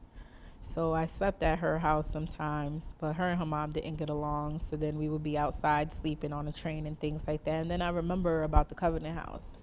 And I was like, oh, I remember there was a place I went to for homeless kids and stuff. We just got to figure out where it's at. And we figured out where it was at, and I went there. And they were like, well, there's no beds. We're full. And I'm telling my friend, I'm like, yo, you got to say you 17 or something, because if not, they're going to put you on the other side and you're going to go to court and shit. And you don't want to do that. Because I remember last time what happened. So she's like, all right. So I'm like, yeah, just say you 17 or whatever. I'm going to say I'm 18. And then we could just go to the adult kind of side. So I did that. But they didn't have no room. So we had to leave and go to the Port Authority and just sit there for the night. Or go to sleep. I didn't sleep because I was scared. I didn't know where I was, my surroundings. Oh, I'm sorry. You're fine. So we stayed up all night. Went back the next day to see if they had a bed. They didn't have a bed. So then I was like, all right, we got to find somewhere to sleep again tonight. So I was like, let's go. We went to Central Park and we went to sleep there for the night. We came back, see if they had a bed. They still didn't have a bed. So then I was like, all right, we got to go somewhere. And we got money. We ended up getting some change from a couple people outside. And we slept on the A train, because the A train would go all the way to Brooklyn, all the way to Far Rockaway. And then we just stayed up. If the police came, it just looked like we was just riding the train. So I'm like, oh, man, we need to get a bed, because now we don't have food to eat and stuff like that. Where are we going to eat? I'm hungry at this point. Go back, no bed. So I'm like, gosh, so go back to the park, sleep in the park again. We didn't have no showers or nothing. I was still in the same clothes. So I'm like, oh, let's go to Macy's, steal some clothes, go to McDonald's. I used to take the hand soap and wash up with that, change my clothes, this clothes that I stolen from Macy's or whatever. So this is all survival at this point. Yep, change my clothes, toss the old ones in the garbage, and then go, and go back to see if they have beds. If they didn't have beds, we'll just go back to the spot that we would. And then the police sometimes will mess with us, like, you can't sleep here. I gotta go somewhere else. Then we started taking like the garbage. In the garbage, they have like the black bags that they put under the clean ones and stuff. We'll take those and we'll like cut them and wrap ourselves around them, and then we'll go underneath the gazebo at night so we could, like, you can't see us, it's dark, so we just wrap around the garbage bag and then we tuck ourselves underneath the gazebo so nobody will see us, or all other homeless people wouldn't be aware we was around, and we'll go to sleep underneath there. And then the next day we'll go and look to see if there was like some food that we could eat that were in the garbage that was like, someone took a bite and they just threw it out. So I'd spend time digging garbage cans for stuff to eat. And I think she kind of got tired of it. Now she was like, I was like, you could go home. Like, you don't have to stay out here with me. And then, if they got beds and stuff, then you come back. So she left for a couple days, and I was just still outside figuring it out. I would go to Macy's. I would go to H&M, Old Navy, everything on 34th Street to, like, steal clothes. It was a routine now. And then I'll go to McDonald's, take a little shower, throw the stuff in the garbage, go back. You guys got beds now. And then they finally had a bed. So I got into the Covenant House. They had like a clinic there. So you have to get like a shot or something, a vaccine to stay around other people. If you were sick or anything, they gave you medication or whatever, dental health and stuff like that. So I finally got some medical care. And then after that, back to the regular routine. So you come in the Covenant House, you stay there. In the morning, you have breakfast. After breakfast, then they kick you out like until noon. Then you come back in for lunch. So at this point, what am I going to do till noon? So I would just walk around Manhattan, find free things to do. I would go to the library. I would go to the park. Bryant Park was like right by the library, so it was cool sitting there. It was just cool finding places to go. And then we got hip to like going to like the Maury show because they gave you free food. So you just line up and it's free, and they give you a ticket and then you go in. Maury Povich. Yep. And then they tape 2 shows, and then they give you like, there was like a bunch of pizza, sandwiches, fruit, everything. And we're like, oh, we going to the Maury show today. All we got to do is line up, get the tickets and go in, and then we'll eat. We'll sit in the audience for a little bit, and then we'll go back. We'll go wherever we're going. And then we started making that like a routine. Like they would even know like, oh, all right, come in, whatever. Make sure y'all line up early. Then we started finding different shows around Manhattan where we could go. We went to TRL, line up at MTV, get tickets, and then we'll go up there. And it will be like a sense of being normal, right? And we didn't have jobs, and they had like a clothing closet in the Covenant House that had like all these clothes people would donate, and they were like good. I found the Yves Saint Laurent peacoat. It was so nice. And they had nice clothes down there. And then they had like where they gave us like interview lessons, like how to get a job and resume and stuff like that. And we would have to go to 17th Street and create a resume and then try to find a job. So then I would so in order, you could only be in a shelter for 30 days. So in 30 days, you have to either have figured out a job or a placement. So if you got a job, you get to go to the independent living part of the shelter. So you just work, and then you come back, you give them like $50 a month to stay there or whatever. So then what I would do, I would walk around the whole Manhattan every day to apply applications, see if people would hire me. And I got my first job at McDonald's out on Times Square, and it was exciting. It was really fun, fast paced. I was getting money. I was like, all right, good. Like now I'm in this independent living program. So I go to the independent living program, no curfew, so this is awesome. Now I get to be free. So I would go and party. At this point, I turned 18. I was like, oh, now I could go to party. So we went out partying all the time. Still didn't drink because I didn't like to taste alcohol. So we would party, we would come back, and live life. I would buy junk food, I would buy clothes, and that was it. Like, I was not thinking I need to save up money to get a place. Rent is high anyway, and I was getting like $5.50 at the time when that was minimum wage. Right. So I would work, I would come back. I had all these friends in the shelter. It was a good time. It was humbling, but it was fun. I didn't have to worry about much. Jamel was still, not Jamel, Isaiah was still in the system. So I had to go to these appointments, like to go visit him and stuff. So I would go visit, and there were times that I couldn't go visit because my work schedule, or there were times, well, especially the times where I didn't have a job and I had to go visit, but I couldn't make it because of train. So they would penalize me not making those visits. And then when I went to court, they were like, well, here's a paper and you could just sign that, and you don't have to come to the visits anymore. That's what I understood. But the paper that I signed was giving away my parental rights. Wow. So I signed it and didn't realize that's what I was doing because no one didn't explain what that was. So what happened to Isaiah?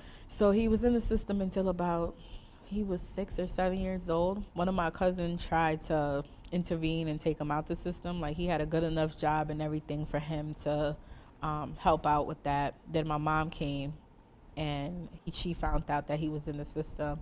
So what she did was she went and tried to file for custody, and she won. She won. And she ended up taking him. Okay. And he lives in Virginia with her now.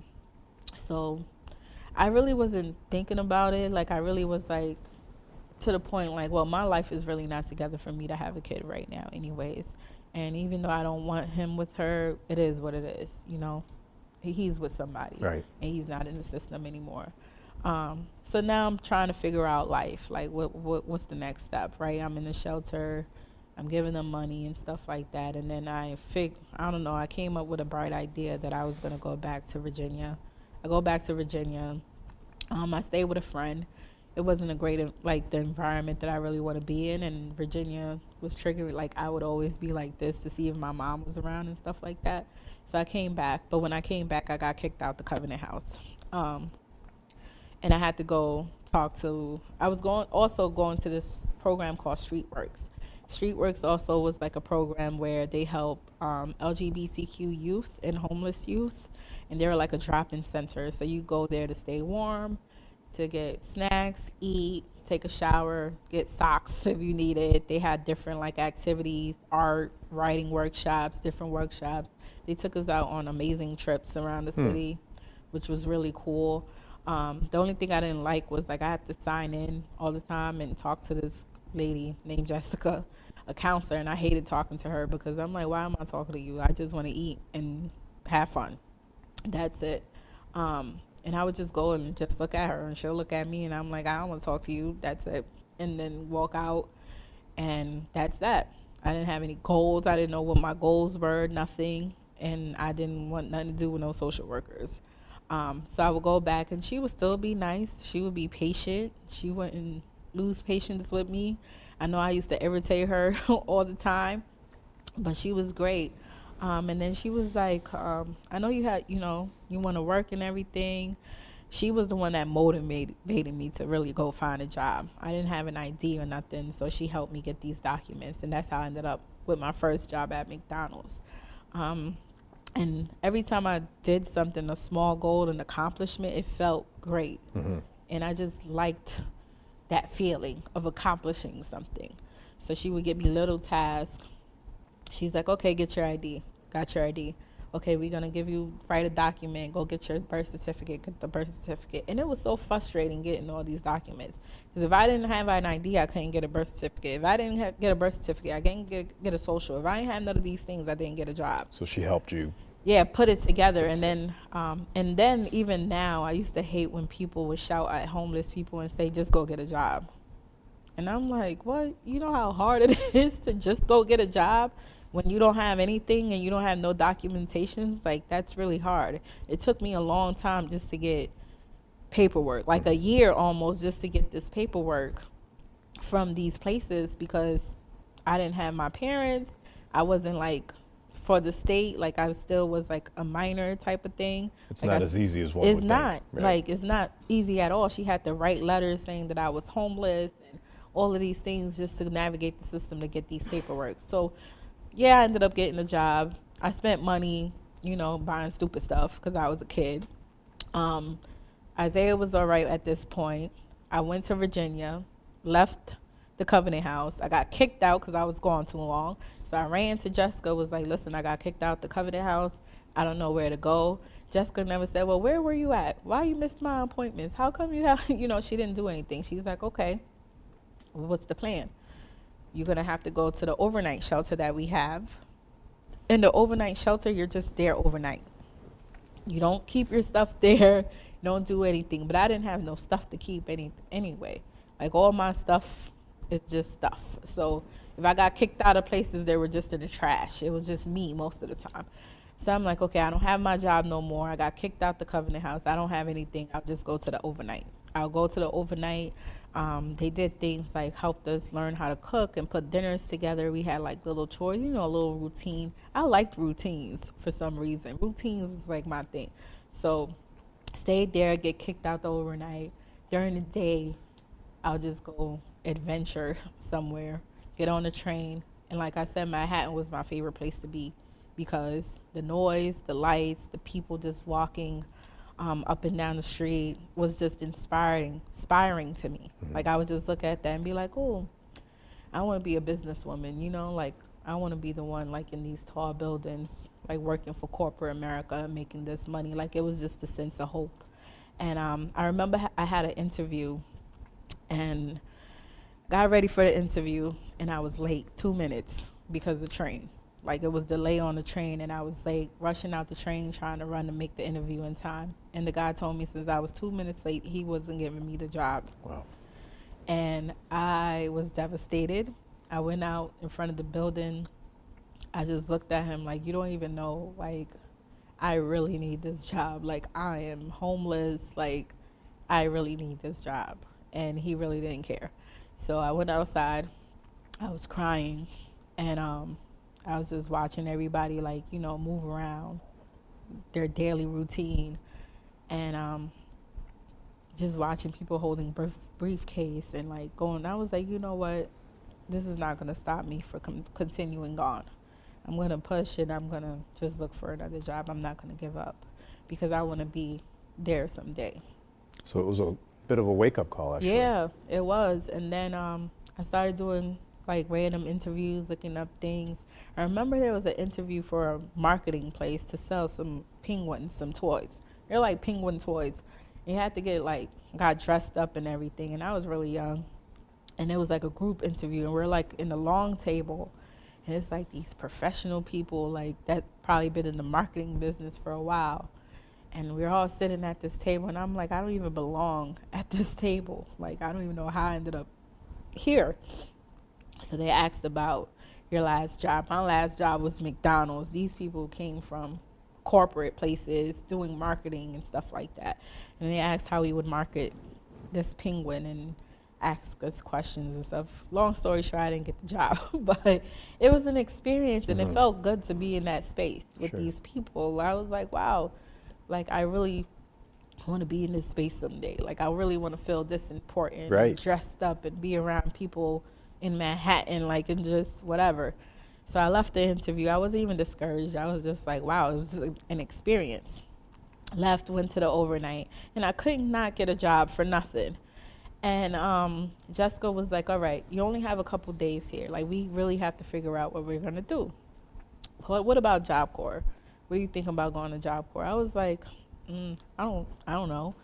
And she was like, well, you get to stay there. They give you money for you to learn, you know, all of these things. Then you'll get everything you need and you'll be set up. And I was like, okay, sound like a good idea. So we started doing the paperwork to get to Job Corps. I went, got accepted. So now I'm on my journey to come upstate to Job Corps. So I went to Job Corps. It was great. I had a room, food, clothes. I didn't have to, uniforms. They gave you a stipend to buy clothes every month. Jessica sent me a package with a code and, a care package and stuff like that for Christmas, for like the first couple, the first year.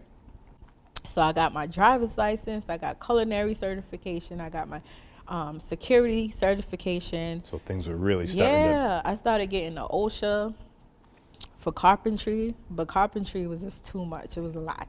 I got a splinter in my hand. I was like, nope, I'm good. So I stopped doing that and I went into cooking. So things were starting to look good. There were things I was like, you know what? I've never been to a high school prom. Could we do a prom? Let's do a prom for kids that never got to experience that. So they threw us a nice big prom. It was really beautiful. It was really nice. Awesome. So I got to experience these things that I didn't experience being a kid, right? Mm-hmm. Go to prom, go into like trips, go into like theme parks and things like that. I never got a chance to do. So those things help. So now Job Corps is only a certain, like 2 years max. So I'm there for a while, 2 years pretty much.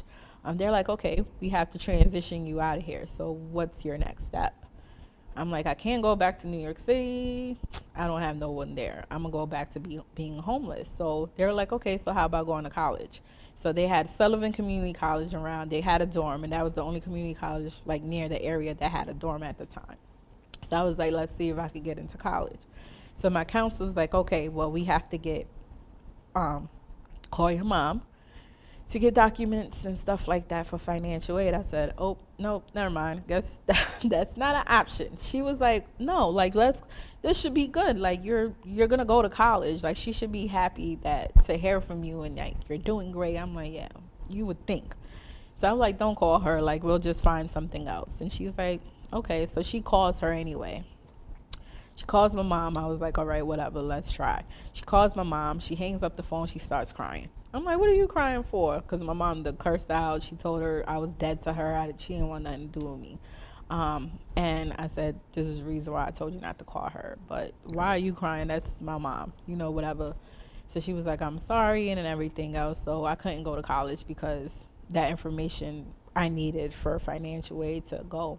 So what's the next plan? So I'm like, okay, there was a teacher, he was doing recruitment for like the National Guards and stuff like that, and he helped with that. So I was like, maybe I could just go into the National Guards. I'll take the ASVAB test. I already have my GED. I'll just take the ASVAB, see where I score, and that's, place you in a job where you need to go. So I was like, I'll just go into the military. I don't really need her permission, at this. You're 18 right, at this point. At 18, I could sign myself up. Right. And go into the military. But I was like 19 at this point now, going into my 20s. So I took the ASVAB test. I scored well as everything else except for math. I hate math. So math was hard. I did the physical. I was good. I was physically fit at the time to be able to go. I remember we used to go to like the trainings to learn how to like dismantle the gun and put them back together in like 2 minutes. That was pretty fun. We did the drills and things like that. So I was determined, like, okay, I'm going to go in the military. I'm going to go into the National Guards. But I couldn't pass the test in time. And I was like, my deadline for Job Corps was coming up. And the next time I could take it would be like 6 months out the way. So didn't go into the National Guards. So they're like, okay, yeah, you got to go. So now I'm looking like around the area. I had a boyfriend at Job Corps around the time, and he lived in Endicott, New York. So I asked him about this area. I'm like, how's it there? What's around there? Do they have public transportation? This is weird. This is questions that are probably weird. Like, why are you asking these questions? Like, do they have a shelter? Do they have public transportation? I like looked it up to see. I was like, okay, so if anything happens to me, in my head, if he decides that you have a place to go. Right. Yeah. So it's just survival mode, like having a plan. So if he decides to kick me out or something, I know that I can get to somewhere and I know there's a shelter around, because this is second nature for me. I know how to survive. So I looked it up. I had an interview at TGI Fridays.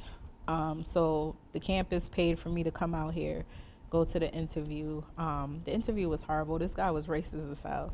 Like, he was like, oh, you should be working with people that are like you.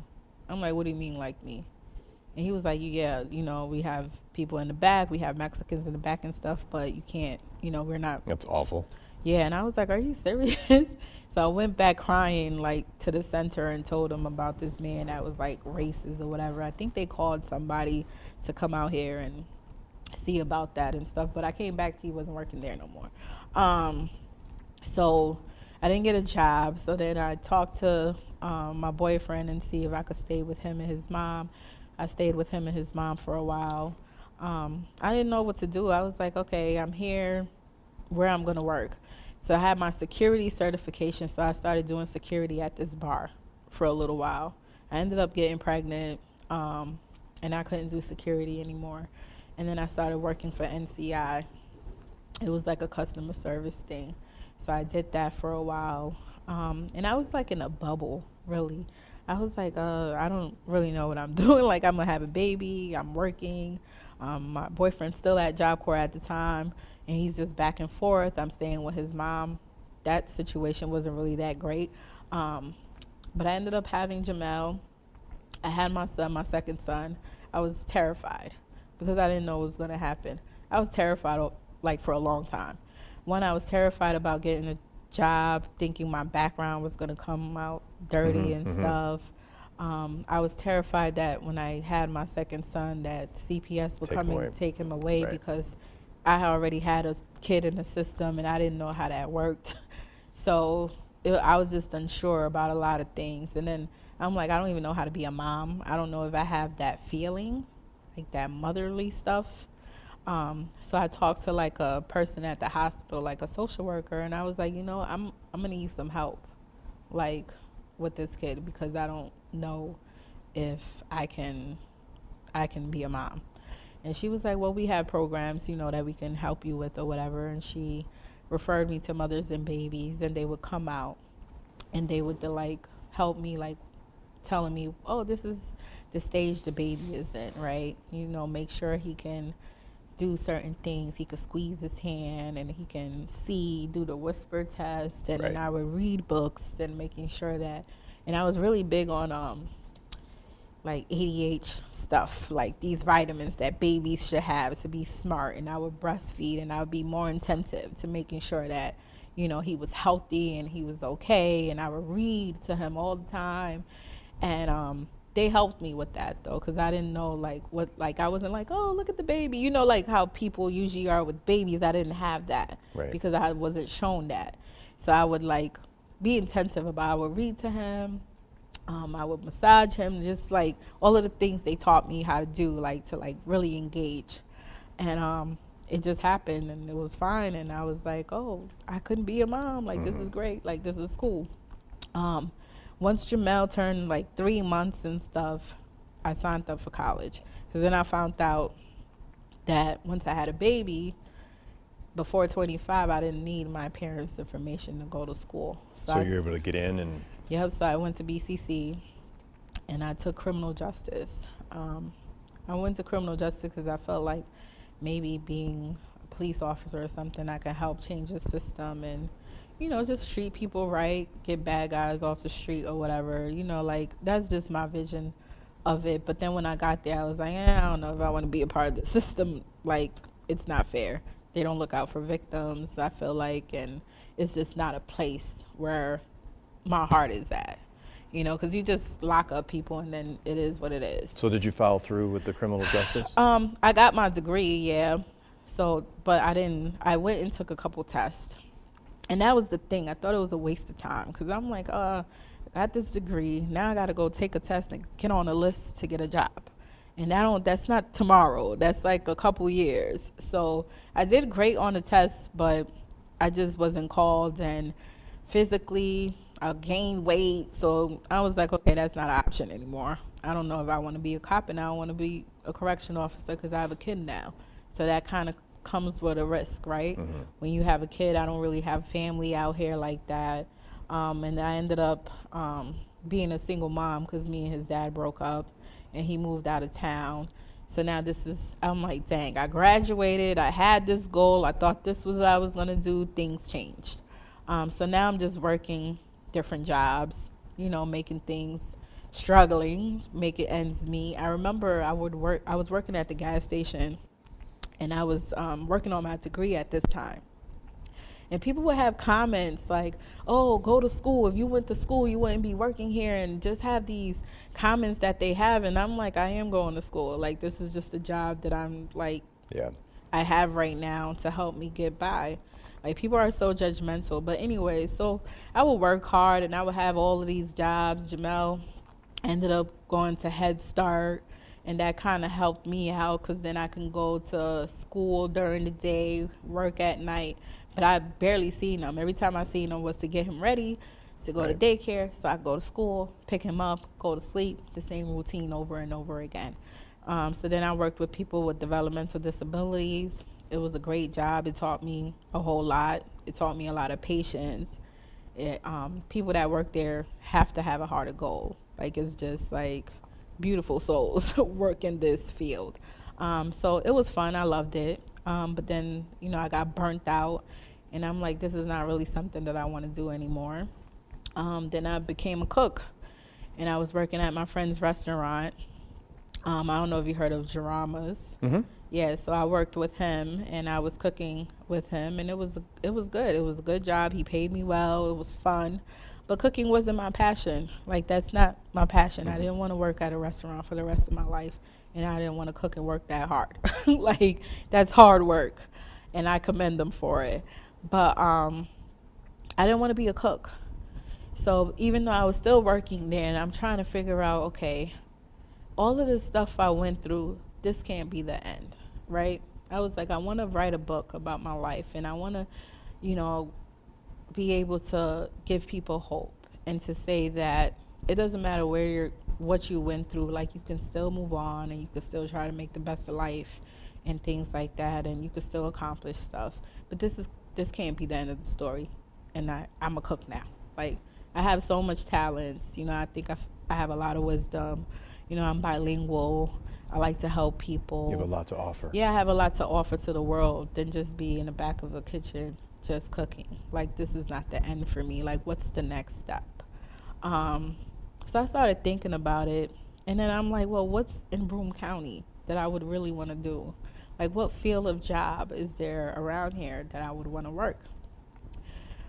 I didn't see any opportunities. I only had a criminal associate's degree, and an associate degree don't really get you that far anymore. So whatever, I was like, okay, so I guess I'm just going to be in this kitchen and cooking, and I'll figure it out.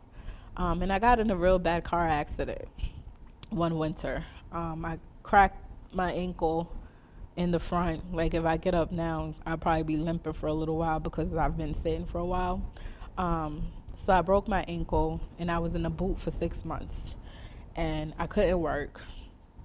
And it was like a time where I felt like I was going into a depression because I don't have family out here, so I rely on friends. Thank God I have, some good ones. And I went and I was just thinking about my life, like, what do I want to do? After this injury, what is there for me to do? I can't go back into the kitchen and stand up for a long period of time. So I started thinking about my passion. I was like, I really want to help people. And I feel like the things that I went through was not for a waste. So there's something that I have to do. I have to bring awareness to what trafficking is. People don't know nothing about that. And what's funny? Because I didn't know what trafficking was until I went to college. And I learned the word in my sociology class and the definition. And I was like, wow, that happened to me. I didn't even know there was a thing for that. So even in school, I started doing little projects. And I remember I did a presentation in my public speaking class about human trafficking. And it was like you had to be creative in how to bring up the subject. So I was trying to look up things, researching stuff. And I told you I'm a music head. I love music. And Lady Gaga had this video, Bad Romance. And when I watched that video, I was like, this is trafficking. Do people realize that this video is about trafficking, even though the lyrics wasn't? So no, they didn't. So I opened the speech up with the video. And I showed them a video. And after I showed the video, I said, Did anybody see anything strange about this video? Did anybody see anything out of place in this video? No one couldn't tell me what it was. So then I introduced the subject, and I told them the definition of human trafficking. And I said, she didn't mention in her lyrics nothing about trafficking, but I'm going to show you in the video how this is trafficking. You know, how the girls prepped her and helped her take a bath and dressed her up and stuff. How she was in the middle of the floor, and then you see the numbers that were in these screens. These men were bidding on her, and how they were bidding on her. And then at the end, she was at the bed, and then the guy bursted in flames, and then it was like she got her victory. And I explained the process. This is the grooming process. This is them bidding on her. This is her on a date with him. She gets the last laugh because she burnt him up, and she's kind of creating some type of awareness for trafficking. And you guys missed that watching this video. So this is what the problem is in society. Everyone's not looking beyond the surface. You just looked at the video, it was entertaining, it's everything, but this is what trafficking looked like. And then I went in and I spoke about it, what it was. I shared a bit of my story, gave them the trafficking number, hotline to call if people needed help. I shared my story with a few people, but personally, and it would be like if someone was going through a hard time or something like that, and I would be like, girl, you ain't go through nothing. Let me tell you this. If I went through that, you can definitely make it out of here. I didn't know what it was at the time when I would share like certain things, but I used to say, you can get through this because I got through this. Right. And I got to this point in my life. Right. So long story short, after I graduated, and graduating was like the best thing ever, and to be able to show my son like walking across the stage and stuff, and even when we ride past the arena, he'd be like, Mom, that was where you graduated, and things like that. So that makes me happy because he can see that no matter what, you can accomplish things or whatever. And I didn't have a lot of family, so it was just me and him and like his grandmother or whatever. So we celebrated that. So I'm like, okay, what's the next step after this? You know, I graduated. Now finding jobs, dead end job, like I said. So that accident happened. Fast forward to the accident. I'm home thinking about what I'm gonna do. I start writing a mission statement to see if I could create a nonprofit for women that have been trafficked and survivors and victims, and see how we could give them resources. I didn't think none of this stuff existed. So I found out about a grant writing workshop that the United Way was having. I went to the workshop, and the workshop was pretty much for people that already had nonprofits. They were just telling you what the grant was and what they needed for you to get the grant money and what you needed to write. So I'm like, oh, I don't know nothing about grant writing. I need a grant writing for dummy classes because I have no clue what it even is. So I got information. And I'm like, okay, so you need a budget, you need this. I'm like, this is too big. Like, I don't even know where to start. So I'm like, I'm gonna sneak out of here. And I have crutches and a big boot, and I had came with a friend. But we sat in different seats. So I sat next to this lady and next to this man, and they were both working at nonprofits. So I'm like, please don't ask me nothing because I don't know nothing. I want to get out of here as soon as it's over because I feel embarrassed because I don't even have anything. I'm just here. So the lady's like, hey, how you doing? I'm like, oh, Lord, she's talking to me. So I'm like, hey. So she tells me about my eyelashes, how they were nice. And I was like, okay, so we have small talks. So she was like, what organization you're from? The question that I didn't want to hear. I'm like, none. I'm just here because I wanted to know about, you know, what the grant was about. And she was like, oh, okay. And then I asked her where she was from. She told me she worked at the Crime Victims Assistance Center. I was like, oh, that's cool. So you guys help victims of crime? And I was like, actually, you know, I wanted to get a program going for people that are survivors of trafficking.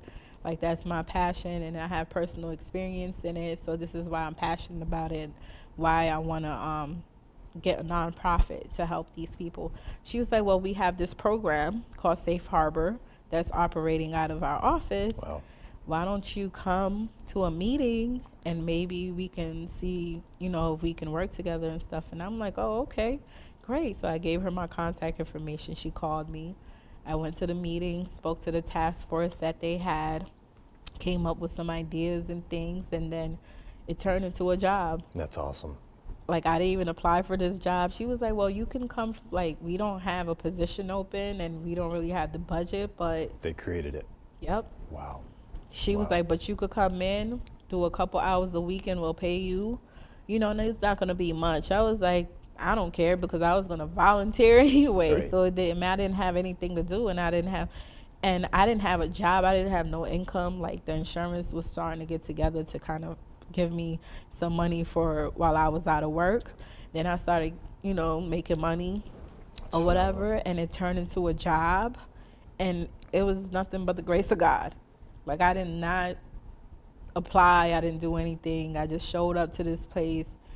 I listened to my passion, the voices that I had, and went out, and I ended up getting a job, and I ended up starting doing things I was passionate about. Now I'm publicly speaking about trafficking, training people that need to be trained about trafficking, raising awareness, and just creating a platform where people can actually start paying attention to this. And it was just amazing. Wow.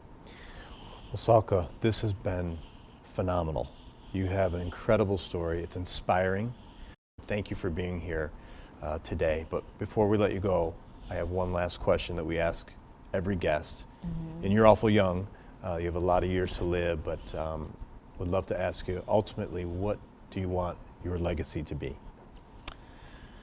My legacy is to be that, it's bigger than me, to end human trafficking and to be able to create a space where people are just not looking at a surface, where people are actually looking at people, like, wholeheartedly, and not miss when opportunities to help anybody, and that's what I want my legacy to pretty much be.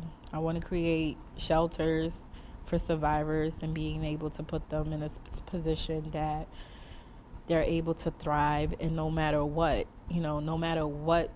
anyone has been through as far as trauma, that they're able to override that and become the person that they want to become, and they could actually turn that situation into helping others instead of allowing it to beat them up and destroying them. Like, that doesn't have to be the end of your story. The end of your story could be you made it, and now you're equipped enough to go get somebody else out that hole and help them make it as well.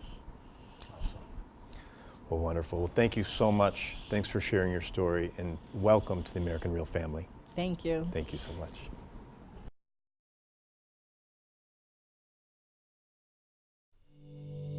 Thanks for tuning into American Real. Be sure to visit our website, americanreal.tv, or search for us on iTunes or YouTube for past episodes. While you're there, please rate us or leave us a review, as that helps others find our show. I am truly grateful and appreciate all of your support. At American Real, we're on a mission to help as many people around the world fulfill their dreams and obtain their goals. If you'd like to be part of our inner circle or want one-on-one coaching, check out the American Real Learning Academy, where we have self-help groups and courses so you can build the best you. We also have a new Facebook group where you can connect with high achievers from around the world. If you want to go even further, maybe you're determined to write your own book or launch your own podcast, contact me today to see if we could help. You can reach me through Instagram or Facebook, or email me directly at roger@americanreal.tv. And speaking of podcasting, our next course will be starting soon. So if you're interested in launching your own podcast, join me and Podcast Your Passion. I'll take you through my 8-week course where I'll mentor you to build a world-class podcast. I'm only taking on a small group of people who want to share their passion through broadcasting, where I'll have you up on iTunes and YouTube within weeks so you can podcast your passion. Click on the link below for more information. Thanks for tuning in, and we'll see you next week.